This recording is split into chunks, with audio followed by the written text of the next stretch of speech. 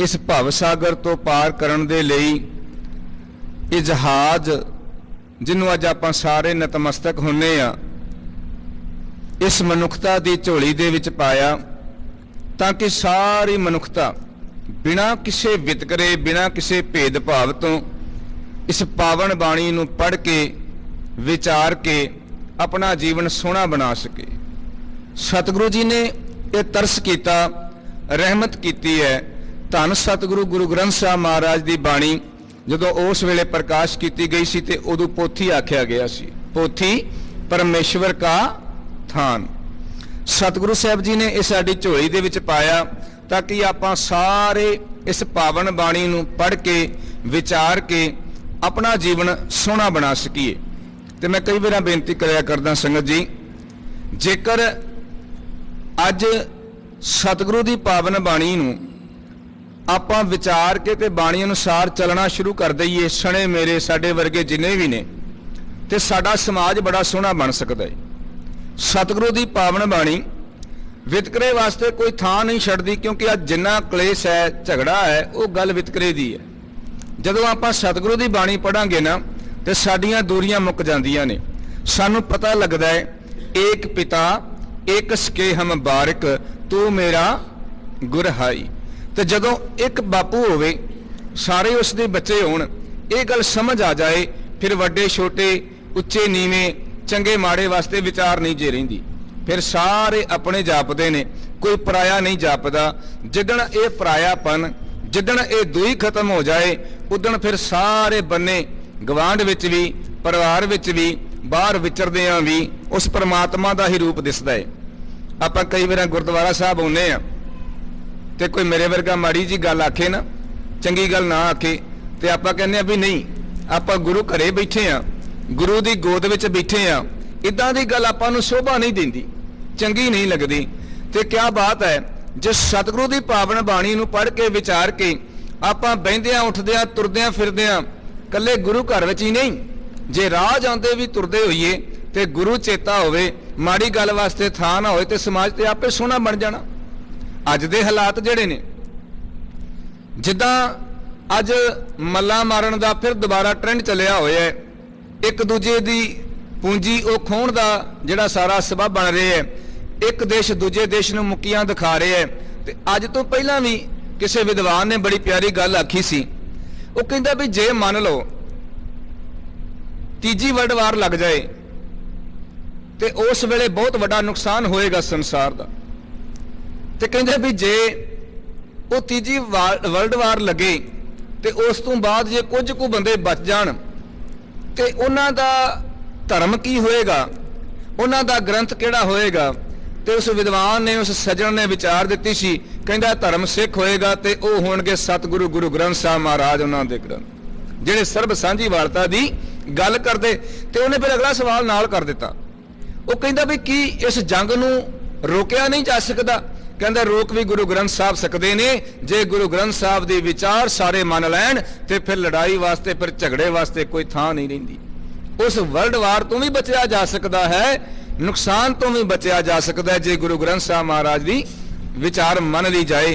अज एहो जे सतगुरु देखो शब्द सदीवी जे, बंदा सदीवी नहीं।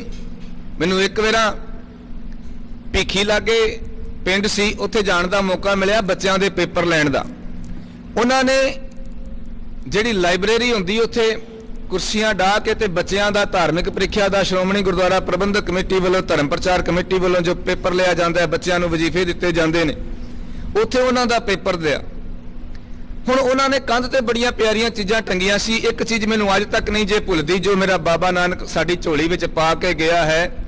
जदों सिद्धा ने सवाल किया सी कि तेरा गुरु कौन है, तो सतगुरु जी ने बड़े प्यार नाल जवाब दिता सी।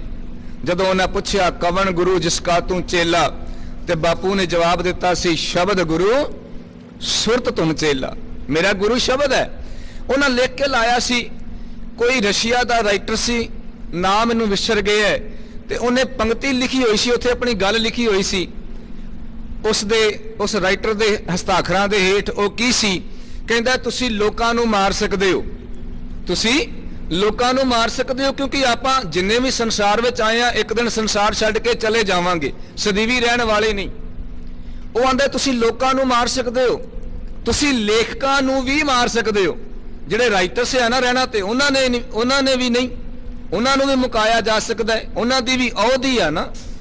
ਕਹਿੰਦਾ ਤੁਸੀਂ ਲੋਕਾਂ ਨੂੰ ਮਾਰ ਸਕਦੇ ਹੋ, ਤੁਸੀਂ ਲੇਖਕਾਂ ਨੂੰ ਵੀ ਮਾਰ ਸਕਦੇ ਹੋ, ਪਰ ਸ਼ਬਦ ਨੂੰ ਕਦੇ ਕਹਿੰਦਾ ਮਾਰਿਆ ਨਹੀਂ ਜਾ ਸਕਦਾ, ਸ਼ਬਦ ਕਦੇ ਮੁਕਾਇਆ ਨਹੀਂ ਜਾ ਸਕਦਾ। ਸ਼ਬਦ ਸਦੀਵੀ ਹੈ।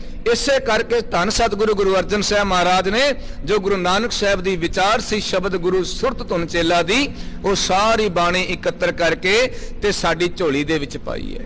ਅੱਜ ਸਤਿਗੁਰੂ ਗੁਰੂ ਗ੍ਰੰਥ ਸਾਹਿਬ ਮਹਾਰਾਜ ਪੋਥੀ ਪਰਮੇਸ਼ਵਰ ਕਾ ਥਾਨ, ਅੱਜ ਉਹ ਦਿਹਾੜਾ ਹੈ ਜਦੋਂ ਸਤਿਗੁਰੂ ਸਾਹਿਬ ਜੀ ਨੇ ਰਹਿਮਤ ਕੀਤੀ ਸੀ ਤੇ ਇਹ ਬਾਣੀ ਸਾਡੀ ਝੋਲੀ ਦੇ ਵਿੱਚ ਪਈ, ਸਾਡੇ ਪਾਰ ਉਤਾਰੇ ਵਾਸਤੇ ਸਾਨੂੰ ਮਿਲੀ।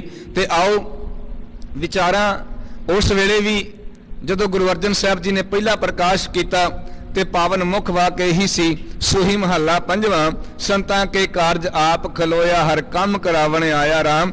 ਅੱਜ ਗੁਰੂ ਜੀ ਨੇ ਟੁੱਟ ਕੇ ਨੌਵੇਂ ਪਾਤਸ਼ਾਹ ਜੀ ਨੇ ਫਿਰ ਮਿਹਰਾਮਤ ਕੀਤੀ ਹੈ।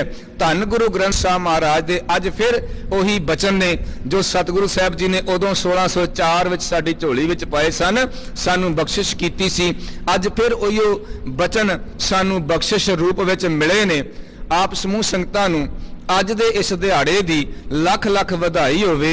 ਆਓ ਇਹਨਾਂ ਪਾਵਨ ਬਚਨਾਂ ਦੀ ਵਿਚਾਰ ਅਤੇ ਉਸ ਵੇਲੇ ਜੋ ਇਤਿਹਾਸ ਸਤਿਗੁਰੂ ਸਾਹਿਬ ਜੀ ਨੇ ਜੋ ਕਿਰਪਾ ਕੀਤੀ ਉਹ ਆਪ ਜੀ ਦੀ ਸੇਵਾ ਵਿੱਚ ਰੱਖ ਸਕਾਂ। ਵਿਚਾਰਾਂ ਦੀ ਆਰੰਭਤਾ ਤੋਂ ਪਹਿਲਾਂ ਬਖਸ਼ੋ ਆਸੀਸ, ਫਤਿਹ ਪ੍ਰਵਾਨ ਕਰੋ ਜੀ।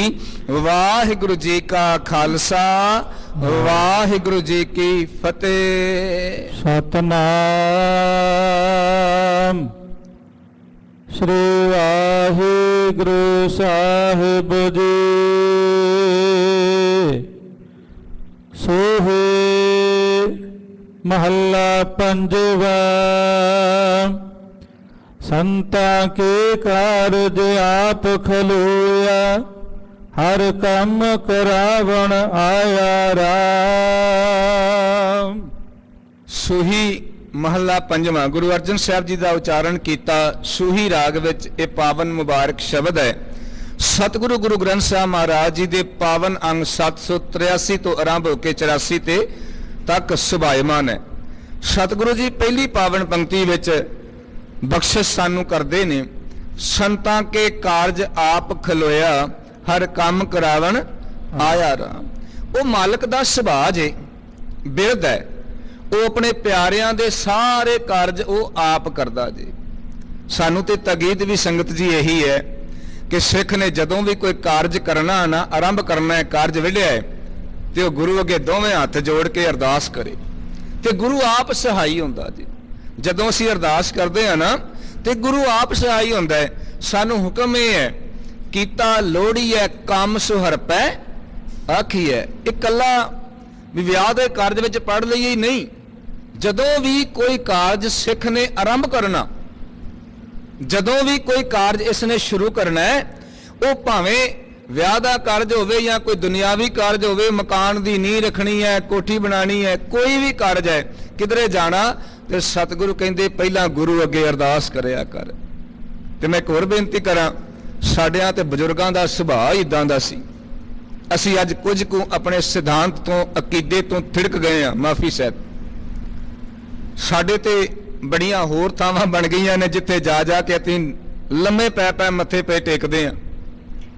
ਪਰ ਖਿਆਲ ਕਰਿਓ, ਸਾਡੇ ਬਜ਼ੁਰਗ, ਸਾਡੇ ਯੋਧੇ, ਸਾਡੇ ਪੂਰਵਜ, ਸਾਡੇ ਵੱਡੇ ਵਡੇਰੇ, ਉਹ ਜੇ ਜੰਗ ਦੇ ਮੈਦਾਨ ਵਿੱਚ ਵੀ ਚੜ੍ਹਦੇ ਸੀ ਨਾ, ਤੇ ਉੱਥੇ ਵੀ ਗੁਰੂ ਅੱਗੇ ਦੋਵੇਂ ਹੱਥ ਜੋੜ ਕੇ ਅਰਦਾਸ ਹੀ ਕਰਿਆ ਕਰਦੇ ਸੀ।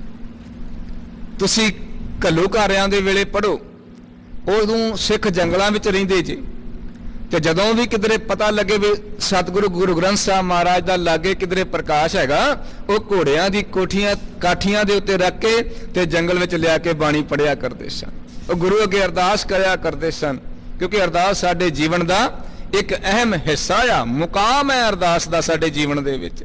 ਸਾਡੀ ਗੱਲ ਹੀ ਅਰਦਾਸ ਤੋਂ ਤੁਰਦੀ ਹੈ, ਸਾਡੇ ਜੀਵਨ ਦੀ ਆਰੰਭਤਾ ਹੀ ਅਰਦਾਸ ਤੋਂ ਹੈ।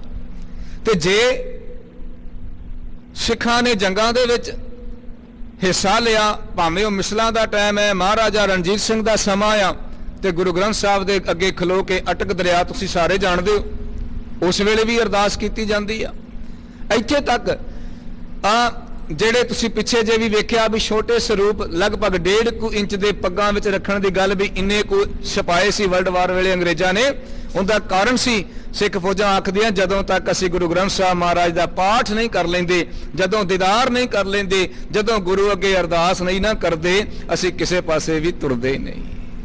ਸਤਿਗੁਰੂ ਦੇ ਅੱਗੇ ਅਰਦਾਸ ਕਰਕੇ ਹੀ ਸਿੱਖ ਆਪਣੇ ਕਾਰਜ ਦੀ ਆਰੰਭਤਾ ਕਰਦਾ ਹੈ, ਤੇ ਉਹ ਮਾਲਕ ਦਾ ਸੁਭਾਅ ਆ, ਉਹਦਾ ਬਿਰਧ ਹੈ। ਬਿਰਧ ਕੀ ਹੈ ਕਿ ਸੰਤਾਂ ਕੇ ਕਾਰਜ ਆਪ ਖਲੋਇਆ।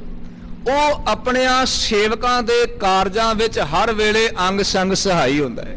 ਉਹ ਪ੍ਰਮਾਤਮਾ ਅੰਗ ਸੰਗ ਰਹਿੰਦਾ ਹੈ। ਜਦੋਂ ਅਸੀਂ ਉਸ ਦੇ ਅੱਗੇ ਅਰਦਾਸ ਕਰਦੇ ਹਾਂ, ਉਸ ਮਾਲਕ ਨੂੰ ਹਾਜ਼ਰ ਨਾਜ਼ਰ ਜਾਣਦੇ ਹਾਂ, ਫਿਰ ਉਹ ਸਾਡੀ ਰੱਖਿਆ ਵੀ ਕਰਦਾ ਹੈ ਤੇ ਸਾਡਿਆਂ ਕਾਰਜਾਂ ਦੇ ਵਿੱਚ ਵੀ ਸਹਾਈ ਹੁੰਦਾ ਹੈ। ਪਿਆਰਿਓ, ਧੰਨ ਸਤਿਗੁਰੂ ਗੁਰੂ ਗ੍ਰੰਥ ਸਾਹਿਬ ਮਹਾਰਾਜ ਜਿਨ੍ਹਾਂ ਦਾ ਅੱਜ ਪਹਿਲਾ ਪ੍ਰਕਾਸ਼ ਹੈ, ਤੇ ਇਸ ਬਿਰਧ ਦੇ ਬਾਬਤ ਜੋ ਅੱਜ ਪਹਿਲੀ ਪੰਕਤੀ ਵਿੱਚ ਉਸ ਰੱਬ ਜੀ ਪਿਆਰੇ ਦੇ ਬਿਰਧ ਦੀ ਗੁਰੂ ਅਰਜਨ ਸਾਹਿਬ ਗੱਲ ਕਰਦੇ ਨੇ।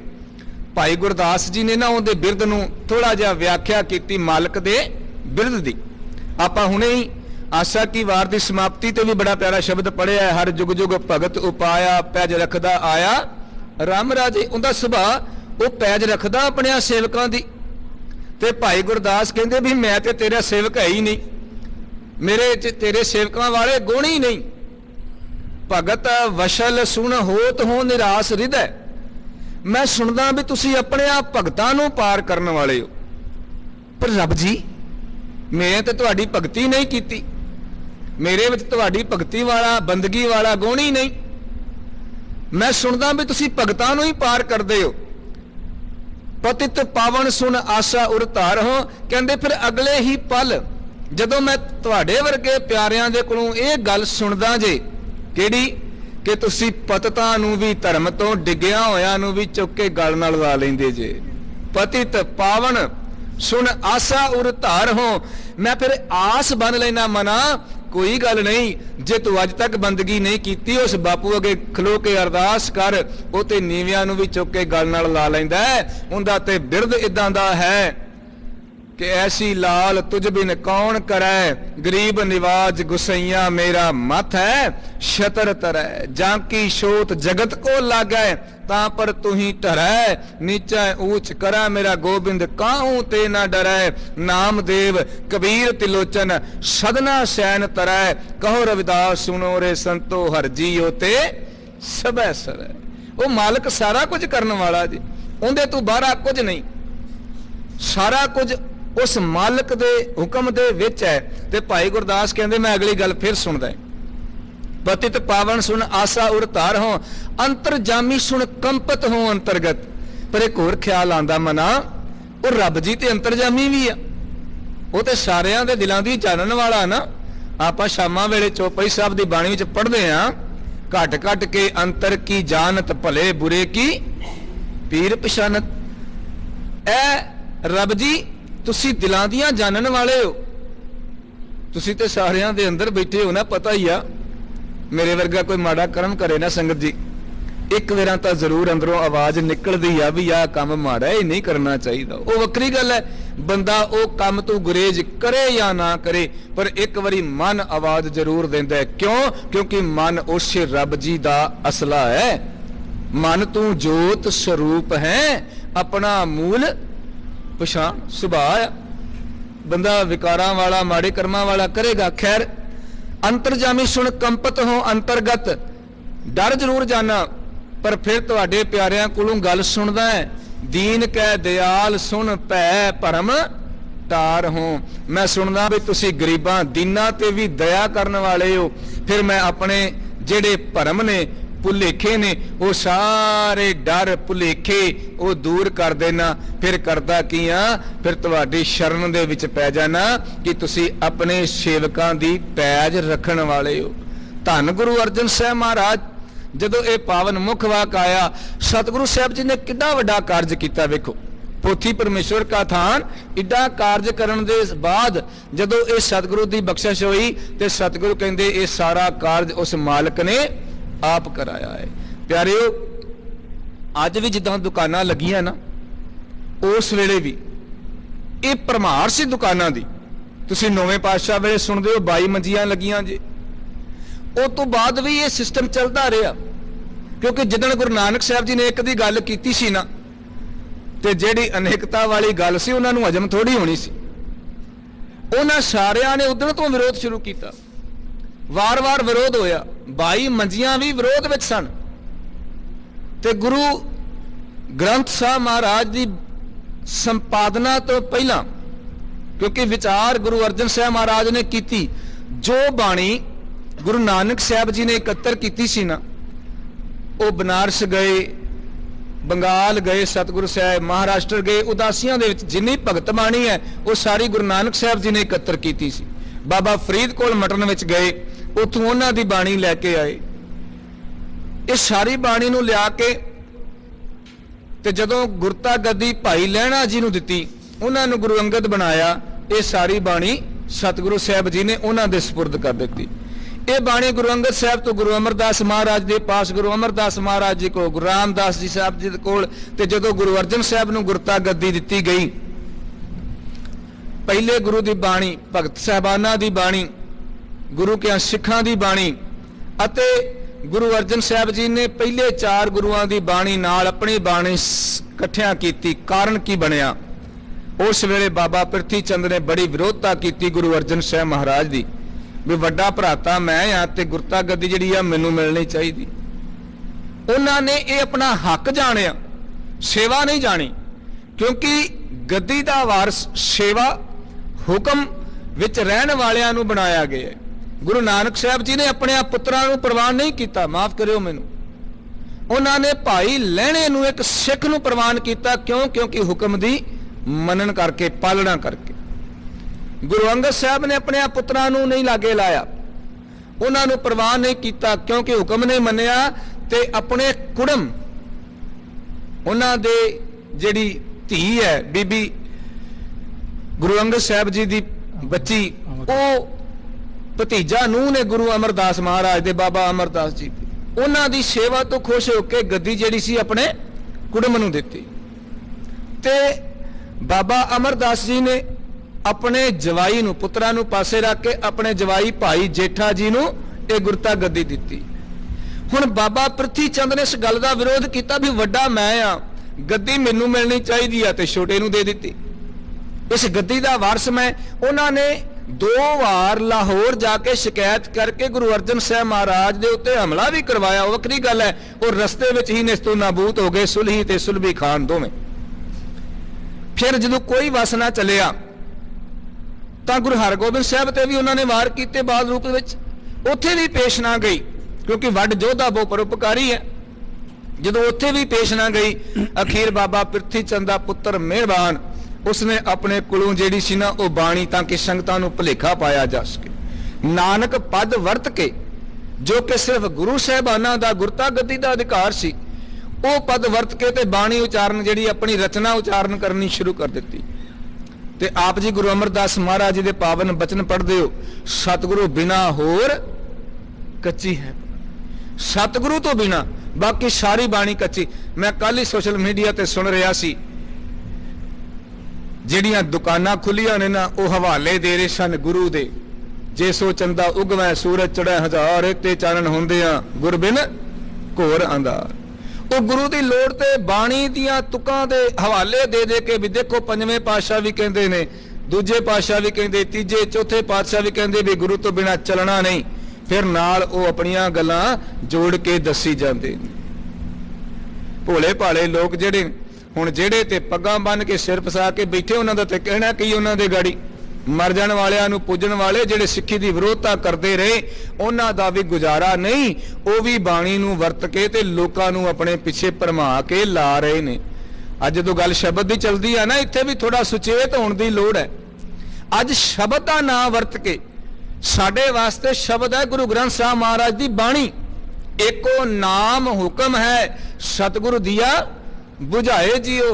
अज ਇਸ ਬਾਣੀ ਨੂੰ, ਇਸ ਨਾਮ ਨੂੰ ਵਰਤ ਕੇ ਲੋਕ ਕੰਨਾਂ ਵਿੱਚ ਆਪਣਾ ਨਾਂ ਦੇ ਦੇ ਕੇ ਤੇ ਦੂਜਿਆਂ ਨੂੰ ਆਪਣੇ ਪਿੱਛੇ ਲਾ ਰਹੇ। ਵੇਖੋ ਬਾਣੀ ਪੜ੍ਹੀ ਜਾ ਰਹੀ, ਭੋਲੇ ਭਾਲੇ ਲੋਕ ਵਿਚਾਰੇ ਕਹਿ ਦਿੰਦੇ ਉਹ ਵੀ ਤੇ ਬਾਣੀ ਪੜ੍ਹਦੇ ਨੇ ਨਾ।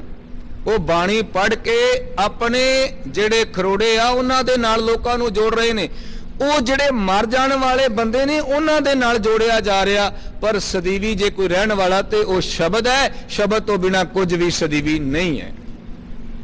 ਹੁਣ ਗੁਰੂ ਅਰਜਨ ਸਾਹਿਬ ਮਹਾਰਾਜ ਨੇ ਵੇਖਿਆ ਵੀ ਇਹ ਪਾਕ ਪਵਿੱਤਰ ਬਾਣੀ ਜਿਸ ਬਾਬਤ ਸਤਿਗੁਰੂ ਸਾਹਿਬ ਜੀ ਕਹਿ ਕੇ ਗਏ, ਜੈਸੀ ਮੈਂ ਆਵੇ, ਗੁਰੂ ਨਾਨਕ ਸਾਹਿਬ ਕਹਿ ਕੇ ਗਏ, ਜੈਸੀ ਮੈਂ ਆਵੇ ਖਸਮ ਕੀ ਬਾਣੀ। ਸਤਿਗੁਰੂ ਨੇ ਇਹ ਵੀ ਨਹੀਂ ਆਖਿਆ ਵੀ ਇਹ ਮੇਰੀ ਬਾਣੀ ਆ ਮੈਂ ਤੁਹਾਨੂੰ ਦੱਸਣ ਲੱਗਾ, ਨਹੀਂ।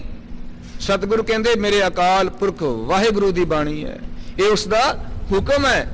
ਜੈਸੀ ਮੈਂ ਆਵੇ ਖਸਮ ਕੀ ਬਾਣੀ ਤੈਸੜਾ ਕਰੀ ਗਿਆਨ ਵੇ ਲਾਲੋ। ਮੈਂ ਜਿੱਦਾਂ ਦੀ ਬਾਣੀ ਆ ਰਹੀ ਮੈਂ ਤੈਨੂੰ ਸਮਝਾਉਣ ਲੱਗਾ। ਇੱਕ ਬੇਨਤੀ ਕਰਾਂ, ਜੈਸੀ ਮੈਂ ਆਵੇ ਖਸਮ ਕੀ ਬਾਣੀ, ਬਾਣੀ ਰੱਬ ਦੀ, ਗੁਰੂ ਸਾਹਿਬ ਕਹਿੰਦੇ ਮੇਰੀ ਨਹੀਂ।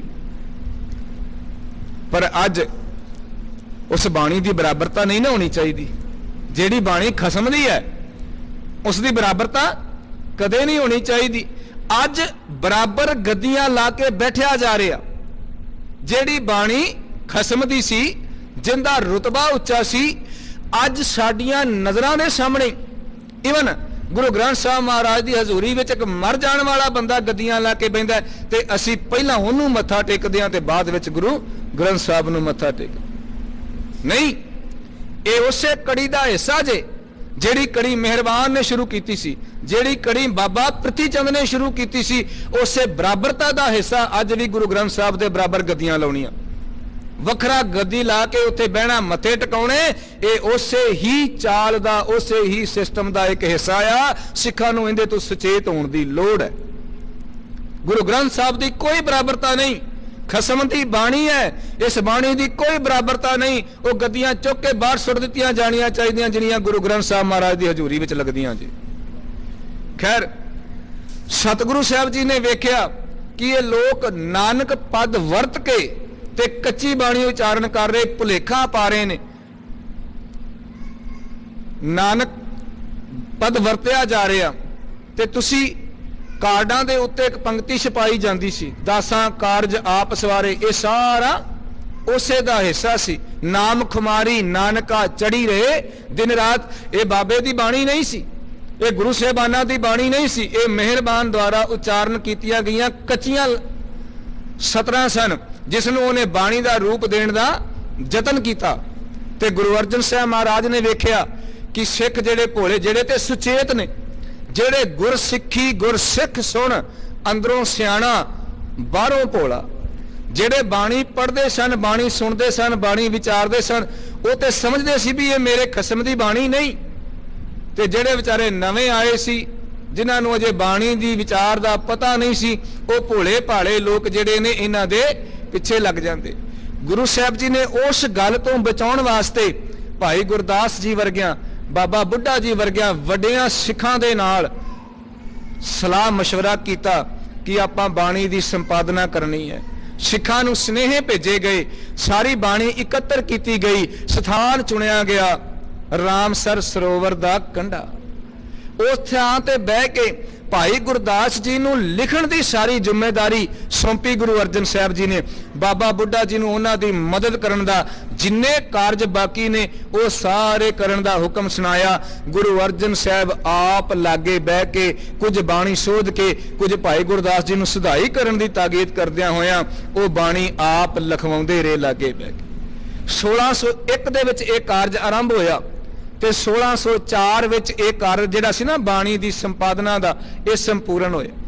ਤੇ ਇਸ ਸਮੇਂ ਦੇ ਦਰਮਿਆਨ ਜਦੋਂ ਇਹ ਬਾਣੀ ਲਿਖੀ ਜਾ ਰਹੀ ਸੀ, ਉਸ ਵੇਲੇ ਆਪਣੇ ਆਪ ਨੂੰ ਵੱਡੇ ਭਗਤ ਕਹਾਉਣ ਵਾਲੇ ਕਾਨਾ, ਪੀਲੂ, ਛੱਜੂ ਤੇ ਸ਼ਾਹ ਹੁਸੈਨ, ਤੁਸੀਂ ਸਾਰਿਆਂ ਨੇ ਸੁਣਿਆ, ਉਹ ਵੀ ਪਹੁੰਚ ਗਏ ਗੁਰੂ ਅਰਜਨ ਸਾਹਿਬ, ਕਿਉਂਕਿ ਪਤਾ ਉਹਨਾਂ ਨੂੰ ਵੀ ਆ। ਵੇਖੋ, ਸਰੀਰ ਸਦੀਵੀ ਨਹੀਂ, ਤੇ ਜੇ ਕਿਧਰੇ ਗੁਰੂ ਅਰਜਨ ਸਾਹਿਬ ਸਾਡੀਆਂ ਰਚਨਾਵਾਂ ਨੂੰ, ਗੁਰੂ ਗ੍ਰੰਥ ਸਾਹਿਬ ਜਿਹੜਾ ਭਵਜਲ ਦਾ ਗ੍ਰੰਥ ਤਿਆਰ ਕਰਨ ਲੱਗੇ ਨੇ, ਭਾਵੇਂ ਉਹ ਅੰਦਰੋਂ ਗੁਰੂ ਸਾਹਿਬ ਦੇ ਨਾਲ ਖਾਰ ਖਾਂਦੇ ਹੋਣ, ਪਰ ਉਹਨਾਂ ਨੂੰ ਇਸ ਗੱਲ ਦਾ ਪਤਾ ਸੀ ਵੀ ਇਸ ਜਹਾਨ ਵਿੱਚ ਕੋਈ ਚੀਜ਼ ਰਵੇਗੀ, ਕੋਈ ਆਦ ਸੱਚ ਹੈ, ਆਦ ਸੱਚ, ਜੁਗਾਦ ਸੱਚ, ਹੈ ਵੀ ਸੱਚ, ਨਾਨਕ ਹੋਸੀ ਪੀ ਸੱਚ, ਤੇ ਉਹ ਬਾਣੀ ਹੈ। ਇਸ ਕਰਕੇ ਉਹ ਤੁਰ ਕੇ ਆਏ। ਗੁਰੂ ਅਰਜਨ ਸਾਹਿਬ ਸਾਡੀਆਂ ਰਚਨਾਵਾਂ ਨੂੰ ਵੀ ਇਸ ਗ੍ਰੰਥ ਵਿੱਚ ਦਰਜ ਕਰੋ।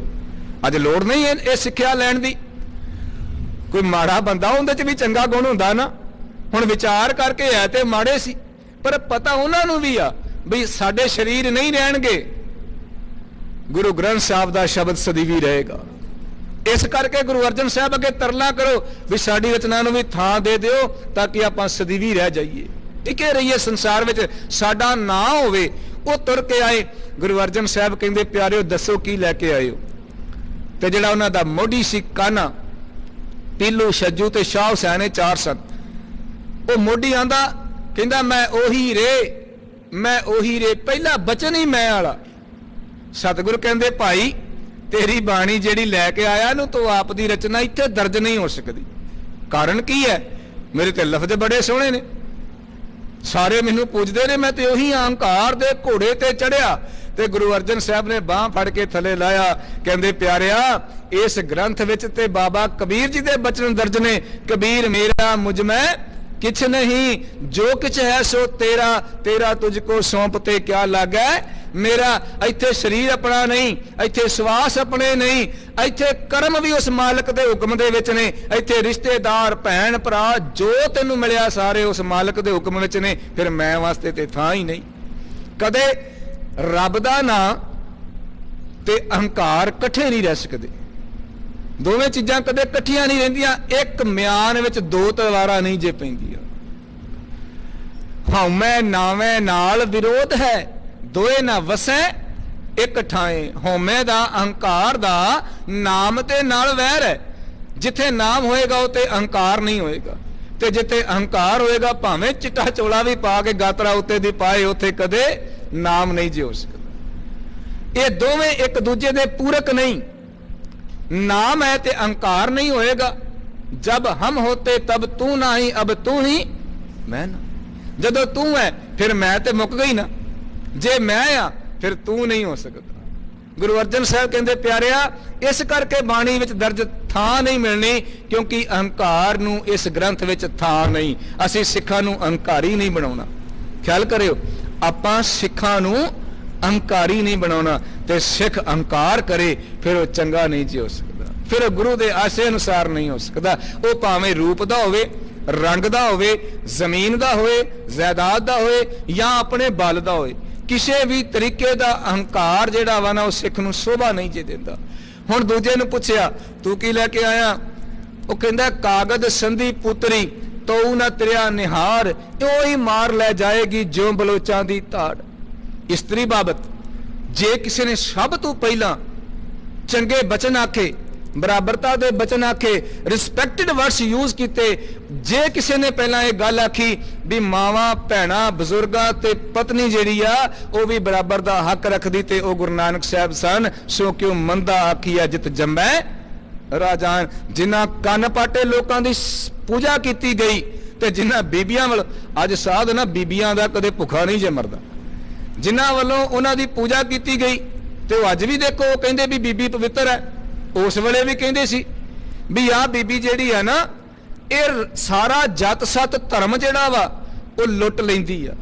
उन्हां दा ये मत सी, कहंदे इन बगियाड़न इस्त्री नूं, जिथे बाबा नानक कहंदे ने भी वो सिर दा ताज जे, वो हमसफर है, वो सुखां दुखां दी साथी है।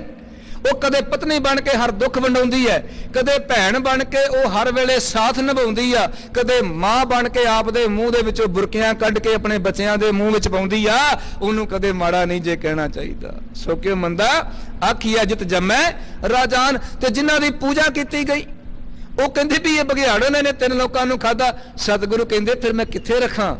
ये बचनां नूं भी इत्थे थां नहीं, क्योंकि इत्थे बराबरता दी गल है, इत्थे सब नूं आदर सत्कार दी गल है। इस करके इत्थे तुहाडियां बचनां नूं थां नहीं मिलेगी। हुण जिहड़ा तीजा सी उन्हें भी अपने बचन रखे, उन्हें भी आके दस्सिया भी सतगुरु जी मैं भी ये बचन लैके आया ਤੇ ਉਹ ਬਚਨ ਵੀ ਸਤਿਗੁਰੂ ਜੀ ਨੇ ਪ੍ਰਵਾਨ ਨਾ ਕੀਤੇ ਵੀ ਸਾਡੇ ਨਾਲੋਂ ਸੇ ਭਲੇ ਜੋ ਜੰਮਦਿਆਂ ਮੂਏ, ਸਾਡੇ ਨਾਲੋਂ ਉਹ ਚੰਗੇ ਨੇ ਜਿਹੜੇ ਜੰਮਦਿਆਂ ਹੀ ਮਰ ਗਏ। ਹੁਣ ਸਤਿਗੁਰੂ ਕਹਿੰਦੇ ਵੀ ਜੇ ਹਰ ਮਨੁੱਖ ਇਹ ਸੋਚਣ ਲੱਗ ਜਾਏ ਮੁਸੀਬਤਾਂ ਤੋਂ ਘਬਰਾਇਆ ਹੋਇਆ, ਕਿਉਂਕਿ ਇਹ ਬਚਨ ਉਹਨਾਂ ਦੇ ਨੇ, ਮਰਦਾ ਉਹ ਹੈ ਜਿੰਦੇ ਵਿੱਚ ਗੈਰਤ ਨਹੀਂ, ਜਿਹੜਾ ਮੁਸੀਬਤਾਂ ਨਾਲ ਲੜਨਾ ਨਹੀਂ ਜਾਣਦਾ, ਜਿਹੜਾ ਡਰ ਜਾਏ ਉਹ ਮਰਦਾ ਜੇ ਜਿਹੜਾ ਮੁਸੀਬਤਾਂ ਨਾਲ ਲੜਨਾ ਜਾਣਦਾ ਹੈ, ਜਿਹੜਾ ਇਹ ਗੱਲ ਕਹਿੰਦਾ ਹੈ ਵੀ ਮੁਸੀਬਤਾਂ ਤੇ ਮਰਦਾਂ ਤੇ ਆਉਂਦੀ ਰਹਿੰਦੀ ਹੈ ਤੇ ਇਸ ਕਰਕੇ ਘਬਰਾਉਣ ਦੀ ਲੋੜ ਨਹੀਂ, ਉਹ ਫਿਰ ਕਦੇ ਆਪਣੇ ਗਲ ਫਾਹਾ ਨਹੀਂ ਪਾਉਂਦੇ ਜਿੱਡੀ ਵੱਡੀ ਮਰਜ਼ੀ ਮੁਸੀਬਤ ਆ ਜਾਏ। ਉਹ ਉਹਨਾਂ ਮੁਸੀਬਤਾਂ ਨਾਲ ਲੜਨਾ ਜਾਣਦੇ ਨੇ। ਉਹ ਪਿਆਰਿਓ, ਸਾਡਾ ਤੇ ਇਤਿਹਾਸ ਹੀ ਇਦਾਂ ਦਾ, ਅਸੀਂ ਤੇ ਜਦੋਂ ਤੋਂ ਜੰਮੇ ਆ ਉਦੋਂ ਤੋਂ ਮੁਸੀਬਤਾਂ, ਉਦੋਂ ਤੋਂ ਘੱਲੂਘਾਰੇ ਸਾਡੇ ਗਲ ਪਏ। ਤੇ ਜੇ ਸਾਡੇ ਬਜ਼ੁਰਗ ਇਦਾਂ ਦੀ ਸੋਚ ਰੱਖਦੇ ਵੀ ਸਾਡੇ ਨਾਲੋਂ ਉਹ ਚੰਗੇ ਨੇ ਜਿਹੜੇ ਜੰਮਦਿਆਂ ਮਰ ਗਏ ਤੇ ਅੱਜ ਅਸੀਂ ਬੈਠੇ ਨਾ ਜਿਉਂਦੇ, ਵਿਚਾਰ ਕਰਿਓ। ਜਦੋਂ ਇਹ ਗੱਲ ਚੱਲੀ ਤੇ ਸਤਿਗੁਰੂ ਕਹਿੰਦੇ ਇੱਥੇ ਤੇ ਬਚਨ ਨੇ, ਉਦਮ ਕਰੇਂਦਿਆਂ ਜਿਉ ਤੂੰ ਕਮਾਵਦਿਆਂ ਸੁਖ ਪਹੁੰਚ। ਉਦਮ ਕਰਕੇ ਜਿਉਣਾ ਹੈ, ਕਮਾ ਕੇ ਸੁਖ ਮੰਨਣੇ ਨੇ। ਤੇ ਸਤਿਗੁਰੂ ਕਹਿੰਦੇ ਵੀ ਜਿੱਥੇ ਉਦਮ ਦੀ ਗੱਲ ਹੋਵੇ ਉੱਥੇ ਨਿਰਾਸ਼ਤਾ ਵਾਸਤੇ ਕੋਈ ਥਾਂ ਨਹੀਂ ਹੁੰਦੀ। ਇਸ ਕਰਕੇ ਬਚਨ ਤੇਰੇ ਵੀ ਪ੍ਰਵਾਨ ਨਹੀਂ। ਹੁਣ ਵਾਰੀ ਆ ਗਈ ਸ਼ਾਹ ਹੁਸੈਨ ਦੀ, ਚੌਥਾ ਸੀ। ਉਹਨੇ ਦੇਖਿਆ ਵੀ ਮੇਰੇ 3 ਮਿੱਤਰਾਂ ਦੀ ਬਾਣੀ ਦਰਜ ਨਹੀਂ ਕੀਤੀ ਤੇ ਬਾਣੀ ਤੇ ਤੇਰੀ ਵੀ ਦਰਜ ਨਹੀਂ ਹੋਣੀ। ਉਹ ਕਹਿੰਦਾ ਫਿਰ ਚੁੱਪ ਵੇ ਅੜਿਆ, ਚੁੱਪ ਵੇ ਅੜਿਆ, ਬੋਲਣ ਦੀ ਨਹੀਂ ਜਾਏ ਵੇ ਅੜਿਆ। ਉਹ ਕਹਿੰਦਾ ਚੁੱਪ ਹੀ ਭਲਾ ਹੈ, ਬੋਲਣ ਦਾ ਤੇ ਫਾਇਦਾ ਹੀ ਨਹੀਂ। ਤੇ ਗੁਰੂ ਅਰਜਨ ਸਾਹਿਬ ਕਹਿੰਦੇ ਨਹੀਂ, ਜੇ ਕੋਈ ਰੱਬ ਦਾ ਪਿਆਰਾ ਮਿਲੇ ਤੇ ਉਹਦੇ ਨਾਲ ਬੋਲਣਾ ਚਾਹੀਦਾ, ਉਹਦੇ ਨਾਲ ਵਿਚਾਰ ਕਰਨੀ ਚਾਹੀਦੀ। ਰੱਬ ਨੇ ਜੀਭ ਦਿੱਤੀ ਆ ਨਾ, ਸਤਿਗੁਰ ਕਹਿੰਦੇ ਉਹਦੇ ਨਾਲ ਬੋਲ। ਬੋਲ ਸੋ ਧਰਮੀ ਅੜਿਆ, ਮੌਨ ਕਤ ਧਾਰੀ ਰਾਮ। ਧਰਮ ਦੇ ਬੋਲ ਬੋਲ, ਚੰਗੇ ਬੋਲ ਬੋਲ। ਰੱਬ ਨੇ ਤੈਨੂੰ ਜੀਭ ਦਿੱਤੀ ਹੈ, ਇਹਦੇ ਨਾਲ ਮਾੜੇ ਬੋਲਾਂ ਤੂੰ ਗੁਰੇਜ਼ ਕਰਨਾ, ਮਾੜੇ ਬਚਨ ਨਹੀਂ ਕਰਨੇ, ਮਾੜਾ ਨਹੀਂ ਬੋਲਣਾ, ਹਮੇਸ਼ਾ ਚੰਗਾ ਬੋਲ, ਬਾਣੀ ਦੇ ਬਚਨ ਉਚਾਰਨ ਕਰ। ਸਤਿਗੁਰੂ ਕਹਿੰਦੇ ਫਿਰ ਪ੍ਰਵਾਨ ਹੈ, ਮਾੜਾ ਬੋਲਣਾ ਪ੍ਰਵਾਨ ਨਹੀਂ। ਜੇ ਜੀਭ ਨੂੰ ਰੋਕਣਾ ਵਾ ਨਾ ਤੇ ਫਿਰ ਮਾੜੇ ਬੋਲ ਬੋਲਣ ਤੋਂ ਰੋਕ। ਮਾੜੇ ਪਾਸੇ ਉਹ ਵਿਚਾਰ ਸੋਚ ਕੇ ਬੋਲਣਾ ਵਾ, ਉਸ ਵਿਚਾਰਾਂ ਨੂੰ ਲਗਾਮ ਦੇ। ਸਤਿਗੁਰੂ ਕਹਿੰਦੇ ਭਾਈ ਤੇਰੀ ਵੀ ਆ ਜਿਹੜੀ ਲਿਖਤ ਆ ਨਾ ਉਹਨੂੰ ਵੀ ਆਪਾਂ ਦਰਜ ਨਹੀਂ ਕਰ ਸਕਦੇ। ਕਿਉਂ? ਕਿਉਂਕਿ ਇੱਥੇ ਚੁੱਪ ਰਹਿਣ ਵਾਸਤੇ ਥਾਂ ਨਹੀਂ। ਪਰ ਮੈਂ ਉਹਨਾਂ ਨੂੰ ਵੀ ਵੇਖਿਆ, ਇੱਕ ਮਹਾਤਮਾ ਕਹਿੰਦੇ 12 ਸਾਲ ਬੋਲਿਆ ਹੀ ਨਹੀਂ। ਬਾਬਾ ਜੀ ਮੁਨੀ ਜੀ ਉਹਦੇ ਪੈਰ ਘੁੱਟਦਿਆਂ ਵੀ ਮੈਂ ਲੋਕਾਂ ਨੂੰ ਵੇਖਿਆ ਜੀ। ਮਹਾਰਾਜ ਤੇ ਕਹਿੰਦੇ ਵੀ ਤੈਨੂੰ ਬੋਲਣਾ ਚਾਹੀਦਾ, ਤੂੰ ਧਰਮੀ ਹੈ, ਤੈਨੂੰ ਉਚਾਰਨ ਕਰਨਾ ਚਾਹੀਦਾ ਹੈ, ਤੈਨੂੰ ਬਾਣੀ ਪੜ੍ਹ ਕੇ ਗਾਂ ਕਿਸੇ ਨੂੰ ਦੱਸਣੀ ਚਾਹੀਦੀ ਆ, ਕਿਸੇ ਬੱਚਿਆਂ ਨੂੰ ਗੁਣ ਦੱਸਣੇ ਚਾਹੀਦੇ ਨੇ। ਤੇ ਤੂੰ 12 ਸਾਲ ਚੁੱਪ ਰਿਹਾ, ਬੋਲਿਆ ਹੀ ਨਹੀਂ ਤੇ ਲੋਕ ਤੇਰੇ ਗੋਡੇ। ਇਸੇ ਕਰਕੇ ਅਸੀਂ ਇਹਨੂੰ ਹੀ ਧਰਮ ਦਾ ਤਕਾਜ਼ਾ ਸਮਝ ਲਿਆ ਵੀ ਬੰਦਾ 12 ਸਾਲ ਬੋਲਿਆ ਹੀ ਨਹੀਂ। ਰੱਬ ਵੀ ਸੋਚਦਾ ਹੋਣਾ ਵੀ ਮੈਨੂੰ ਜੀਭ ਹੀ ਕਾਹਨੂੰ ਦਿੱਤੀ ਸੀ, ਇਹਦੇ ਨੂੰ ਤੇ ਮੈਂ ਉਹਨੂੰ ਜੀਭ ਦਿੰਦਾ ਜਿਹਨੂੰ ਬੋਲਣ ਦੀ ਤਾਕਤ ਨਹੀਂ ਸੀ। ਘੱਟੋ ਘੱਟ ਉਹ ਵਿਚਾਰਾ ਕਿਸੇ ਨਾਲ ਗੱਲਬਾਤ ਤੇ ਕਰਦਾ, ਜਿਨੇ ਪ੍ਰਮਾਤਮਾ ਦੀ ਦਿੱਤੀ ਹੋਈ ਦਾਤ ਨੂੰ ਹੀ ਵਿਸਾਰ ਦਿੱਤਾ। ਚੰਗੇ ਕਰਮ ਹੀ ਨਹੀਂ ਕੀਤੇ, ਬੋਲਿਆ ਹੀ ਨਹੀਂ, ਉਹਦਾ ਫਾਇਦਾ ਵੀ ਕੀ ਆ। ਹੁਣ ਸਤਿਗੁਰੂ ਸਾਹਿਬ ਜੀ ਨੇ ਉਹ ਬਚਨ ਪ੍ਰਵਾਨ ਨਹੀਂ ਕੀਤੇ। ਸਤਿਗੁਰੂ ਗੁਰੂ ਅਰਜਨ ਸਾਹਿਬ ਮਹਾਰਾਜ ਕਹਿੰਦੇ ਨਹੀਂ, ਤੁਹਾਡਿਆਂ ਬਚਨਾਂ ਨੂੰ ਥਾਂ ਨਹੀਂ, ਕਿਉਂਕਿ ਇੱਥੇ ਖਸਮ ਦੀ ਬਾਣੀ ਹੈ ਤੇ ਖਸਮ ਦੀ ਬਾਣੀ ਕਿਸੇ ਨਾਲ ਵਿਤਕਰਾ ਨਹੀਂ ਜੇ ਕਰਦੀ। ਗੁਰੂ ਅਰਜਨ ਸਾਹਿਬ ਜੀ ਨੇ ਉਹ ਸਾਰੀ ਬਾਣੀ ਇਕੱਤਰ ਕੀਤੀ, ਸੰਪਾਦਨਾ ਹੋਈ 1604 ਵਿੱਚ। ਜਦੋਂ ਗੁਰੂ ਗ੍ਰੰਥ ਸਾਹਿਬ ਪੋਥੀ ਪਰਮੇਸ਼ਵਰ ਕਾ ਥਾਨ ਪਹਿਲੇ 5 ਗੁਰੂ ਸਾਹਿਬਾਨਾਂ ਦੀ 15 ਭਗਤ 11 ਭੱਟਾਂ 3 ਗੁਰਸਿੱਖਾਂ ਦੀ ਬਾਣੀ ਜਦੋਂ ਇਕੱਤਰ ਹੋ ਗਈ ਤੇ ਸਤਿਗੁਰੂ ਗੁਰੂ ਅਰਜਨ ਸਾਹਿਬ ਮਹਾਰਾਜ ਨੇ ਉਸ ਵੇਲੇ ਜਦੋਂ ਇਹ ਗ੍ਰੰਥ ਤਿਆਰ ਹੋਇਆ ਤੇ ਬਾਬਾ ਬੁੱਢਾ ਜੀ ਨੂੰ ਆਵਾਜ਼ ਮਾਰੀ, ਬਾਬਾ ਬੁੱਢਾ ਜੀ ਆਓ ਆਪਣੇ ਸ਼ੀਸ਼ ਤੇ ਇਸ ਗ੍ਰੰਥ ਸਾਹਿਬ ਨੂੰ ਧਾਰਨ ਕਰੋ।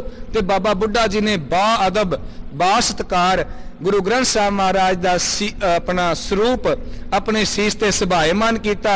ਗੁਰੂ ਅਰਜਨ ਸਾਹਿਬ, ਬਾਬਾ ਬੁੱਢਾ ਜੀ, ਭਾਈ ਗੁਰਦਾਸ ਜੀ ਨੰਗੇ ਪੈਰੀ, ਸੰਗਤਾਂ ਨੰਗੇ ਪੈਰੀ ਰਾਮਸਰ ਸਰੋਵਰ ਦੇ ਕੰਢੇ ਤੋਂ ਇਸ ਪਾਵਨ ਸਰੂਪ ਨੂੰ ਸੀਸ ਤੇ ਸੁਭਾਏਮਾਨ ਕਰਕੇ ਬਾਬਾ ਬੁੱਢਾ ਜੀ ਦੇ ਗੁਰੂ ਅਰਜਨ ਸਾਹਿਬ ਆਪਣੇ ਹੱਥਾਂ ਨਾਲ ਚਵਰ ਕਰਦਿਆਂ ਹੋਇਆਂ ਤੇ ਫਿਰ ਪਹੁੰਚ ਗਏ ਦਰਬਾਰ ਸਾਹਿਬ ਸ੍ਰੀ ਅੰਮ੍ਰਿਤਸਰ। ਉੱਥੇ ਪ੍ਰਕਾਸ਼ ਕੀਤਾ ਗਿਆ। ਪ੍ਰਕਾਸ਼ ਕਰਕੇ ਬਾਬਾ ਬੁੱਢਾ ਜੀ ਨੂੰ ਹੁਕਮ ਕੀਤਾ, ਬਾਬਾ ਬੁੱਢਾ ਖੋਲੋ ਗ੍ਰੰਥ, ਲੇਹੋ ਆਵਾਜ਼ਾਂ, ਸੁਣੈ ਸਭ ਪੰਥ। ਬਾਬਾ ਬੁੱਢਾ ਜੀ ਪਾਵਨ ਗ੍ਰੰਥ ਨੂੰ ਖੋਲੋ, ਆਵਾਜ਼ ਲਵੋ ਤੇ ਸਾਰਾ ਪੰਥ ਸੁਣੇ। ਤੇ ਖਿਆਲ ਕਰਿਓ ਜਿੱਥੇ ਗੁਰੂ ਅਰਜਨ ਸਾਹਿਬ ਬਿਰਾਜਮਾਨ ਹੁੰਦੇ ਸੀ, ਅੱਜ ਉੱਥੇ ਧੰਨ ਗੁਰੂ ਗ੍ਰੰਥ ਸਾਹਿਬ ਮਹਾਰਾਜ ਪੋਥੀ ਪਰਮੇਸ਼ਰ ਕਾ ਥਾਨ ਪ੍ਰਕਾਸ਼ ਕੀਤਾ ਗਿਆ। ਗੁਰੂ ਅਰਜਨ ਸਾਹਿਬ ਮਹਾਰਾਜ ਨੇ ਕੋਈ ਵਿਸ਼ੇਸ਼ ਗਤੀ ਨਹੀਂ ਲਾਈ। ਆਪ ਸਤਿਗੁਰੂ ਜੀ ਜਿੱਦਾਂ ਆਪਾਂ ਬੈਠੇ ਨਾ ਸੰਗਤ ਵਿੱਚ, ਇਦਾਂ ਸੰਗਤ ਵਿੱਚ ਬਹਿ ਗਏ। ਧੰਨ ਗੁਰੂ ਹੈ, ਧੰਨ ਗੁਰੂ ਨਾਨਕ ਸਾਹਿਬ ਮਹਾਰਾਜ ਦੀ ਗੱਦੀ, ਜਿਨ੍ਹਾਂ ਨੇ ਜੋ ਆਖਿਆ ਉਹ ਕਰਕੇ ਵੀ ਵਿਖਾਇਆ ਜੀ। ਜੇ ਸਤਿਗੁਰੂ ਕਹਿੰਦੇ ਪੋਥੀ ਪਰਮੇਸ਼ਵਰ ਕਾ ਥਾਨ, ਤੇ ਸਤਿਗੁਰੂ ਗੁਰੂ ਅਰਜਨ ਸਾਹਿਬ ਮਹਾਰਾਜ ਨੇ ਉਹਨੂੰ ਪਰਮੇਸ਼ਵਰ ਦੀ ਥਾਂ ਦਿੱਤੀ ਤੇ ਆਪ ਥੱਲੇ ਆਮ ਸੰਗਤ ਦੇ ਵਿੱਚ ਬਹਿਣਾ ਸ਼ੁਰੂ ਕਰ ਦਿੱਤਾ। ਗੁਰੂ ਅਰਜਨ ਸਾਹਿਬ ਮਹਾਰਾਜ ਨੇ ਪ੍ਰਕਾਸ਼ ਕੀਤਾ ਗਿਆ। ਅੱਜ ਦਾ ਜਿਹੜਾ ਪਾਵਨ ਮੁੱਖ ਵਾਕ ਹੈ, ਉਸ ਵੇਲੇ ਵੀ ਸਤਿਗੁਰੂ ਸਾਹਿਬ ਜੀ ਨੇ ਰਹਿਮਤ ਕੀਤੀ ਸੀ। ਸੂਹੀ ਮਹੱਲਾ ਪੰਜਵਾਂ, ਸੰਤਾਂ ਕੇ ਕਾਰਜ ਆਪ ਖਲੋਇਆ, ਹਰ ਕੰਮ ਕਰਾਵਣ ਆਇਆ ਰਾਮ। ਉਹ ਮਾਲਕ ਆਪ ਮਦਦ ਕਰਦਾ ਹੈ, ਆਪ ਖਲੋ ਜਾਂਦਾ ਹੈ ਆਪਣੇ ਆ ਸੇਵਕਾਂ ਦੇ ਕਾਰਜ ਵਿੱਚ।